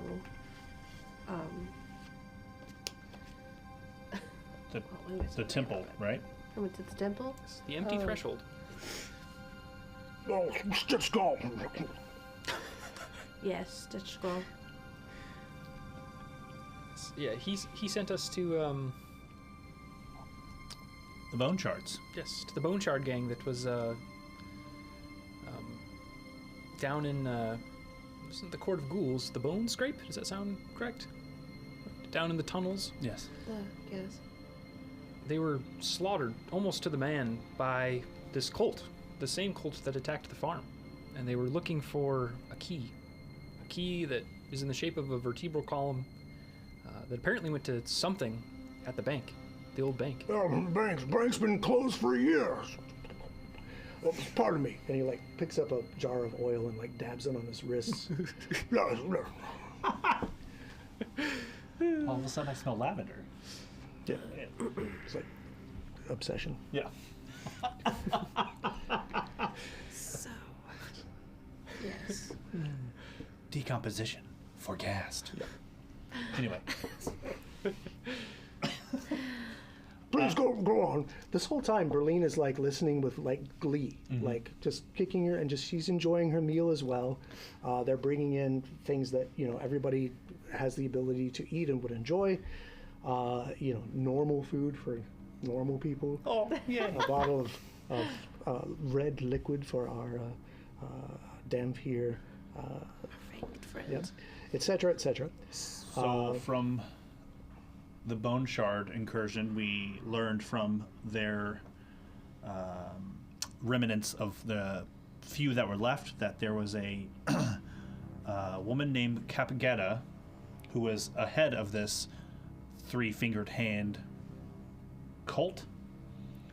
And while she was looking for and ultimately ended up with the key to the bank, we went to the bank. And upon entering the bank and seeing what was going on there, we encountered many three-fingered hand dead bodies in the bank. It's troubling. Go on. At that moment, the dinner is interrupted, and another ghoul storms in. I demand to be seen. I demand to be seen. And they're like, ushers that are like, please, you must have an appointment. No, I will be seen. And he bursts into the room. It's a ghoul he's got a vest on. He's wearing like round spectacles, and he's got this wig on an obvious hairpiece. But this hairpiece is made out of material that looks like guts. Like a wig of guts on his head. Okay. His pointed ears sticking out from underneath these entrails. I demand to be seen now. This nonsense about the bank. The Tax Collectors Union. We demand to see the governor at once. I am a representative of the Tax Collectors Union. We will be heard. Please. I mean no intrusion, but I must be heard. Please, Your Excellency. Everyone is kind of confused by this interruption. Yeah. But this... I am very, Lysander is very interested in the political dynamics of what's about to take place. All of a sudden, I think under my mask, he's smiling. He's like, okay, what is the governor going to do to this guy who has just burst into a, I want to hear what the tax collectors have to say well, about sure, the bank. Sure. So, he goes on to say that his name is Vaskish. Vaskish Quicktongue. I have come as a representative of the Tax Collectors Union all the way from Mekatar. We come to reopen the Grey Dirge Bank. I demand to know why there has been violence there. Berlin, your machinations are over. We must have this bank back under the control of the Tax Collectors Union. And Tavgekta kind of leans back and looks up and down the table. I think I would like to know your opinions on the matter. And he leans back and steeples his fingers, and he's like wiping gore off of his... I don't think that the tax collectors own the bank anymore. Why? I have a valid claim. can we see it? I'm from the Tax Collectors Union. It has been in our control for some time. The Celebrants had no right to come in and empty its vaults. I will. So you have the contract. I will. What contract? Pointedly look at Miss Hadoli, which is who we gave that contract, the paper to, pretty sure. and I'll say, Miss Hadoli, if you could produce the actual owner of the bank and the contract line that proves that the tax collectors have no claim. She is also watching this interplay with great glee and is just kicking her feet and smiling. She's like, my dear Lysander, I would give that honor to you, actually. And she produces the contract and passes it down the table to you. You are so gracious. And I will open up the scroll case and I will slide it. That's a lie. I will get up from my chair and I will take it around the table and hand it to the governor. What is this? He like licks his fingers off and takes it, unfurls it. That's the contract to the bank. I can read, young lady. I am not the governor by mistake. What? This is delicious. Vasquez Quicktongue, you have no claim here. This contract gives ownership and rights to the bank back to the Builders League, if I'm not mistaken in my interpretation. But what do you all think? Yes, the way I read it, the bank has the tax collectors have lost all claim because the bank was closed longer than the duration that is appointed in this contract, this deed. Seems been pretty cut and dry. And I believe that if we are going to be burgeoning bloodlords in the future, that we should stand on the words of the things that provide order. Oh, Berlin leans back and is almost clapping. Oh, I love it. I believe that the tax collectors will have to take this up with the Builders Guild. I'm sure for the right amount of money, the Builders Guild would be interested in selling the building right back to the tax collectors. This is preposterous. And Quicktongue is going bonkers. This is forgery. And he's escorted out. And after it calms down, I apologize for the interruption. I assure you, this is not the normal decorum here at the governor's mansion. But please, back to your meals and continue with your... Well, in the bank, we found the contract under very special circumstances where nobody who actually would enter. It was quite hard to find, actually. It was hidden behind a key that we had possession of that was actually in the basement of our manor. Your manor? Yes, gave us access to this secret door. Oh, pardon me. I hope that you are paying the appropriate taxes on your real estate in the city. Berlin, you know of this? oh, and as they're going back and forth, she leans back to the skeleton. Altenmira, go and fetch my cane. Yep. And the skeleton leaves the room. Well, What? And shortly thereafter, as you guys are continuing, he's just half paying attention, still gorging himself on whatever he's eating, listening to your rehashing. Oh, love it. Myrk comes in and goes over to Mistress Aldoli and kind of leans in. You can tell he's conferring with her, another famous major domo with a big boss in another particular, whispering in the ear and and Berlin's eyes narrow, and she looks at Myrk. I see. And then she kind of looks down the table in your general direction and looks back at Myrk and nods. And Myrk leaves. Moments later, Myrk returns with a group of soldiers, heavily armed soldiers. Oh no. Berlin stands up and taps her cane.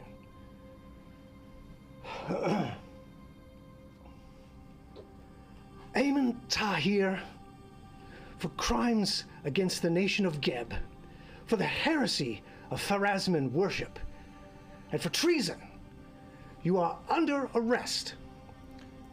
What is the meaning of this? And I stand up. My name is Zareth Duskborn, and I'm a sworn champion of Our Lady Urgathoa. I've dedicated my life to protecting the undead and to serving our nation. I see no Zareth Duskborn here. Seize him! And the soldiers stomp in to start grabbing Zareth. I start thrashing, and I'm like, no, no, no! You're all monsters! Evil, disgusting monsters! This nation will meet its demise at the hands of Pharasma, I swear it! Down with the Ghost King! Glory to Pharasma! Silence! You will shut your mouth, and I will backhand him at the table. And He's already been lifted up out of his chair. Yeah. my So hand, my hand starts glowing this golden light as I take it and smack the guard behind me and deal a lay on hands and do 11 points of damage.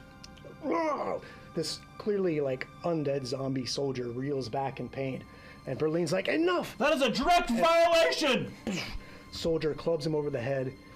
Zareth falls unconscious in the arms of the soldiers as they're dragging him out. And as they're dragging him away, a necklace with a pendant falls out from under his tunic with the holy symbol of Pharasma. End of book 1. And we'll see you Oh, what is bullshit? next week. That's bullshit! Sarah, no! Yeah, I'm just like standing there, like stand up, and I have my hand on the, my hilted blade, just like in utter don't know what to do, just dumbfounded. Okay, so be sure to tune in next week to see what happens as we start book 2 of the Bloodlord's Adventure Path with at least 4 of these adventures that you see here tonight. Be sure to tune in tomorrow at 6 o'clock Eastern for the Soul Severed campaign. Hey, can we get our stuff back? Yeah, I'm taking that dagger from that guy. I'm taking his bag of holding, too. Now, we'll see to that. We'll see to that as Berlin leads this phalanx of troops out. And you have never seen Berlin this angry. Tune in Wednesday for Barnabas Brushes. Be sure to hang out with us at PopCon this weekend. Friday, Critical Knowledge dropping. Yeah. Critical Knowledge dropping on YouTube Friday. You got to come see us at PopCon. I don't know if Joseph's going to be there because I don't know what's going to happen to Zareth. Are you even going to be part of the cast? We'll find out. But you're going to be at PopCon at least, right? You got to come to PopCon, even if it's to say goodbye. Oh, gosh. Just kidding. I knew it! I'm just kidding. Good thing you did at the end of the session so you didn't get more skull bones, because you might have needed them for whatever was about to. There's only Transpire. one champion, and it's me! Oh my gosh. Oh, Damn it. What a twist. Oh no. That's the kind of stuff we live for. That's the kind of story we're telling. Be sure to tune in. Book 2 continues next week. I'm super pumped to see what happens next and what we cook up next. I don't know what else to say, but good night, everyone. Thank you for tuning in. Yep. That's Good evening. bullshit. Wrong. Are you guys okay? No. No! What the fuck? I don't know what's gonna. Whoever you Traitor. bring in next, there's gonna be a line of questioning. Extensive background I'm just check. saying. I'm not leaving the house until I know where this guy has been born, where his mother comes from, everything. Jesus H. A champion of Urgathoa. Yeah. You start using vitality energy on people right in the middle of the governor's dinner. Oh my god. You have a death wish, sir. Ugh. They will do worse than kill you.